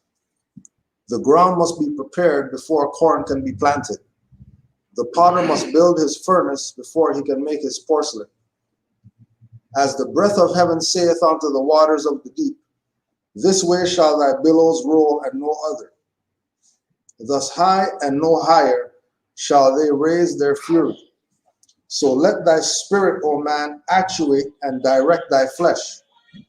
So let it repress its wilderness. The body is as the globe of the earth, thy bones the pillars that sustain it on its basis. As the ocean giveth rise to springs, whose waters return again into the bosom through the rivers, so runneth thy life from thy outwards, and so runneth it into its place again. Do not both retain their course forever? Behold, the same Allah ordained them. Is not thy nose the channel of perfumes? channel to perfumes, thy mouth the path to delicacies? Are not thine eyes the sentinels that watch for thee? Yet how often are they unable to distinguish truth from error? Keep thy soul in moderation. Teach thy spirit to be attentive to its good. So shall these its ministers be always to the conveyances of truth. Thine hand is not a miracle. Is there in the creation aught like unto it? Wherefore was it given thee? But that thou mightest stretch it out and assistance of thy brother. Why of all things living art thou alone made capable of blushing? The world shall read thy shame upon thy face. Therefore do nothing shameful. Fear and dismay, who rob thy countenance of its ruddy splendor. Avoid guilt, and thou shalt know that fear is beneath thee, that dismay is unnamely. Wherefore to thee alone speak shadows in the vision of the pillow. Reverence them, for know that dreams are from on high. Thou man alone can speak. Wonder at thy glory prerogative, and pay to him who gave it thee a rational and welcome praise, teaching thy children wisdom, instructing the offspring of thy loins in piety. Islam.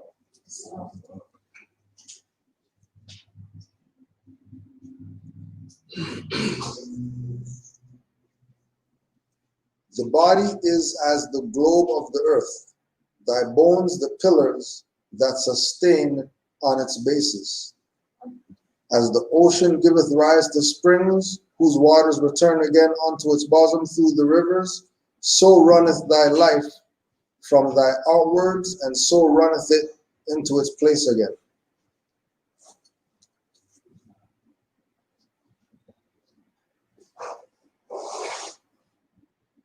Any thoughts on the Breath of Heaven chapter?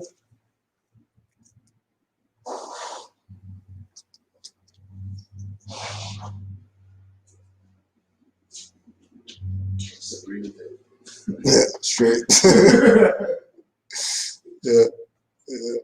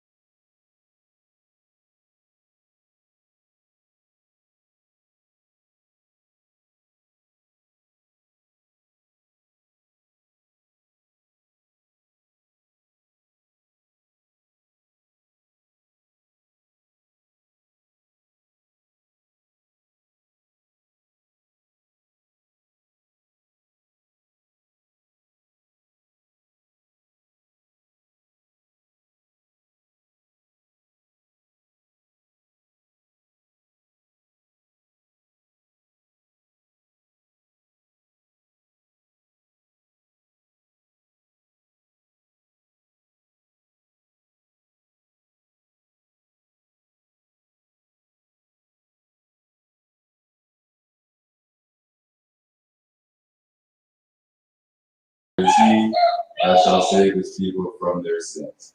Matthew 1, verse 21. The metaphysical version. And meaning definition, the real meaning. The I in man, the self, the directive power, raised to divine overstanding and power. The I am identity. Jesus represents God's idea of man in expression. Christ is that idea in the absolute. Jesus Christ was the type man, which includes all the mental phases through which man passes in demonstrating life's problems. So we find Jesus Christ passing through all the trials, temptations, and mental variations of each of us, yet without sin. That is, not falling under the dominion of evil thoughts. The experiences of each individual are in miniature the experiences of all. We may put on the new man, that is, bring forth Jesus Christ in ourselves. First, we must put away the old man of error and limitation through the denial of his reality. The second step is to accept the truth of our being in faith, then through understanding to begin diligently to live truth, capital T now, in thought, word, and deed. The Christ is the man that God created, the perfect idea man, and is the real self of all men. Jesus Christ is this Christ self brought forth into perfect expression and manifestation. And then here's a quick, when I go to Jehovah. The Jehovah is one of God's names as given in the Bible. In the authorized version, it is properly translated the Lord. In the American Standard Version, the name Jehovah is given where Jah occurs in the Hebrew text. See Exodus 6, verse 2 and 3, and Psalms 18. Yeah. So the metaphysical version, or the meaning, Moses says in Exodus 3, verse 14 and 15, that Jehovah told him that his name means I am that I am. Hebrew students say that the original word is Jehovah, J-H-E-H, right, which means the ever-living male and female principle. Lee's Hebrew lexicon identifies this name of Christ as the manifestation of God that speaks to patriarchs and prophets. Jesus confirmed this in Matthew 22, verse 42 to 45, where he reveals that the Christ exists before David, whose son he was supposed to be. In the Old Testament, the spiritual I am is symbolically described as Jehovah. In the New Testament, it's called Christ. Creation originates and exists in divine mind, God. In the creative process, divine mind first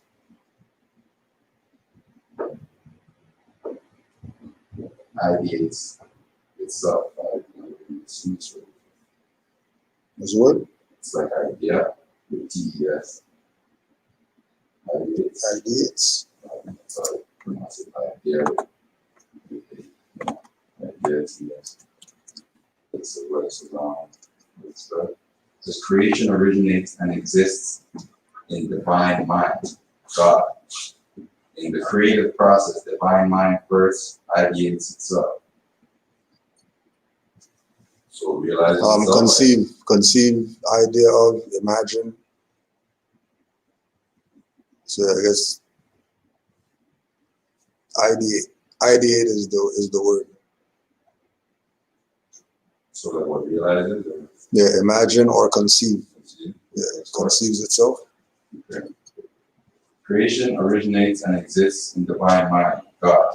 In the creative process, divine mind first ideates itself, conceives itself.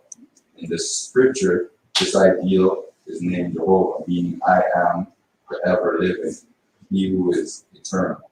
The creation is carried forward through the activity of the Holy Spirit.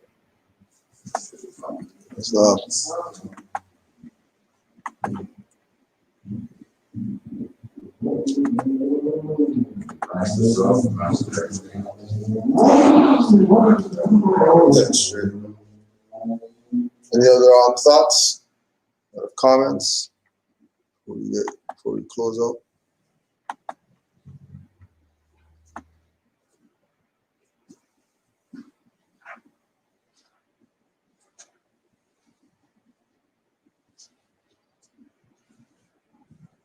That's a different one? Ancient days. Oh, that's the deities one. Forgot about that one.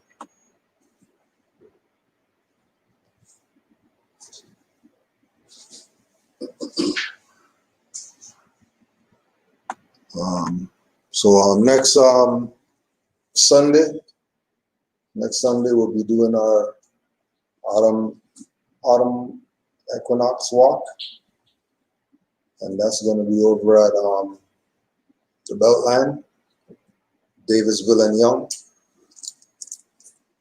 and it's probably about an hour and a bit of a walk. There's also a little park on the path, the children's park. So if anybody brings the children, we'll probably do a pit stop there, go in and come in or whatever. And then the week after that, we have the equinox dinner, which is going to be here, and it'll be regular time, class time, 12 o'clock to 3 or something like that. That's about it. Anything else going on, Omar?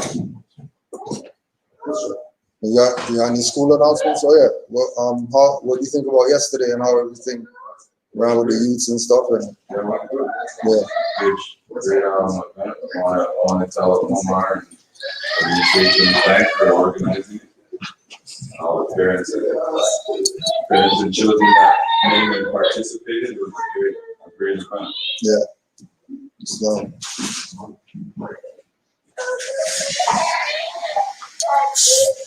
So more than any questions, comments?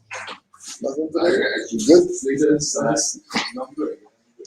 Yeah, I was at work and I was talking to this so-called Guyanese elder who's been at the company for, I don't know, probably around 20 years. He is part of the reason why the company went unionized. But anyways, I read out of the administrative processes. Yeah, handbook. Yeah. About the education part and everything, and then I said, okay, well, based on the information that's heard, would you align yourself politically? He's like, hell no. And I was like, really? Okay, so what makes you put the hell on no? Like, what's your reason? And he just says, oh, you know, I think that I do what I can for my family and myself. I try to do the best I can and it's not half decent, whatever, meaning like, you know, also morally correct or whatever. And then I guess then he went on to slowly start talking. He never said talk about religion, but he basically was talking along that sense. And I'm like, you're missing what I'm saying though, because what I just read to you and what I'm talking to you about isn't exactly religion. It's not about belief or anything like that. And when we talk about religion, we're just talking about doing something continuously, like you're practicing it every day religiously. But I'm not talking about belief, I'm talking about politics. So like, what do you mean? You kind of just like fell off. That, I mean, that's why I just keep noticing that like, people don't want to put in the work on themselves, and they realize, part of them realizes that it's an everyday thing. It is religious in the sense that every day, every moment, like it's just you know, making sure you're split, you're dealing with yourself right, and then other people right, and yeah, like he gets a challenge. If people don't want to take on the challenge, even though they want to complain every other day, the same things that everybody else is doing, just to complain. Yeah. But it's part of the journey is, you know, like you're saying, recognizing self. And our people have the hardest time with knowing who they are. And once you don't know who you are, everything else is going to be messed up once you move forward. All the concepts are going to be messed up. All the lessons that you get are going to be messed up. Nothing's going to be right and exact.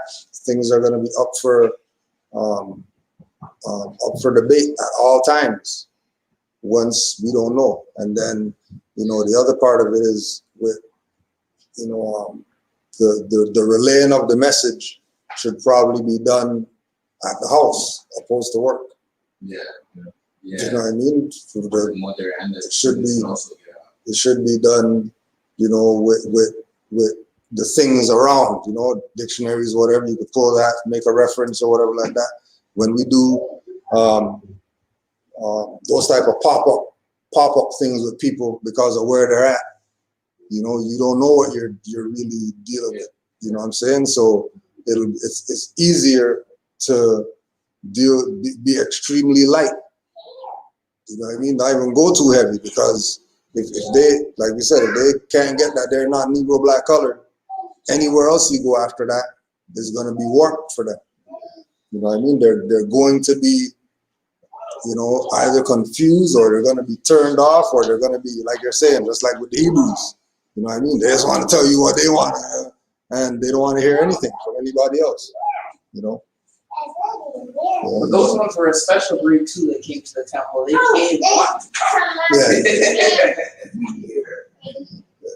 And then I guess the day before or whatever, I was just in Nashua, whatever. One-way street, my vehicle turned off, so I had to pull over or whatever. That's what I see some more walking through the parking lot with some energy, like I don't know, by himself, and he was walking, so he was kind of in my class. I said, like, it's good to see more out here, you know what I mean? Because I just moved out here, so I like every time I see him more, I want to have a person, whatever. And he kind of stopped, and I could see there was like a blank thing going on, like he was trying to figure out what to do.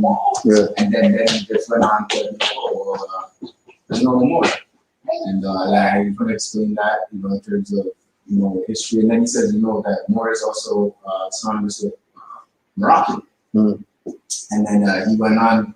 By the end, maybe wanted to continue the conversation with him is because he was saying that he communicates in a form of Arabic, not just Arabic, but he said something Arabic. Mm.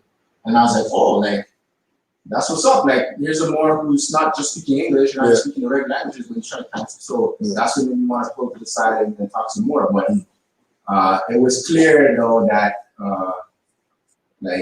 he was still, I'm on my path and I'm on my journey and learning. He still was doing that. And I'm pretty sure he was battling himself. Yeah. I'm pretty sure that's what it was, because then, he would start referring to, black people, and then say us, and then I would get him out of that and I'd say, remember that we should whatever, so that we're not confusing each other. We refer to things properly.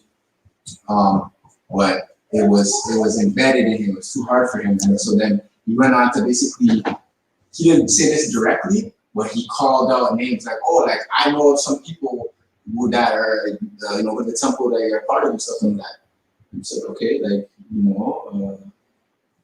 so what's going on? Where you at? Where you at? You know what I'm saying? And, it was just clear that where he was at, it wasn't like, he was in himself, like he wasn't with, like, you know what I'm saying? Like he got the information, but I guess he didn't continue with it. Actually, that's one thing that he said. He said that he didn't continue on with studying this. That's what he said at the beginning. So that's why by the time I got to the end, I was able to ease off and be like, all right, I see. Yeah. But he was like, it's time. He was like, you know what? I was driving off. I was crazy. He was like, I like you. I don't know. Just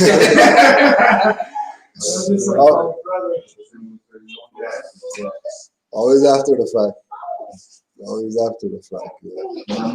It's like, we're not organized. And I showed him my national ID card, everything, to him, and so he kind of just looked at it and everything, and then kind of went on with where he was coming from. So that's why when he got around to saying, as so-called whatever, we're not organized, everything, I'm like, brother, I gotta show you again, this is organization here. This is what we say we don't have. It's right here. It's a part of this. Yeah. So, it hurts. It doesn't hurt. You're just running up and down the place. What's hurting? Give me any attention. They're talking about sheep. It doesn't hurt. Something's hurt. Islam was.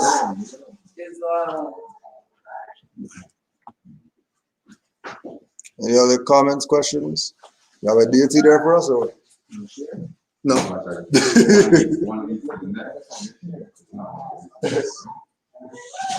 It's lovely. We're closed up.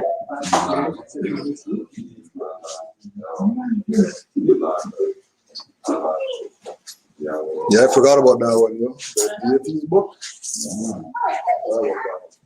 Had them for a bit to get them back. Oh, yes, I said Jack. We were bored and we wanted to have it. 5 on the left, 2 on the right. Allah, the Father of the universe.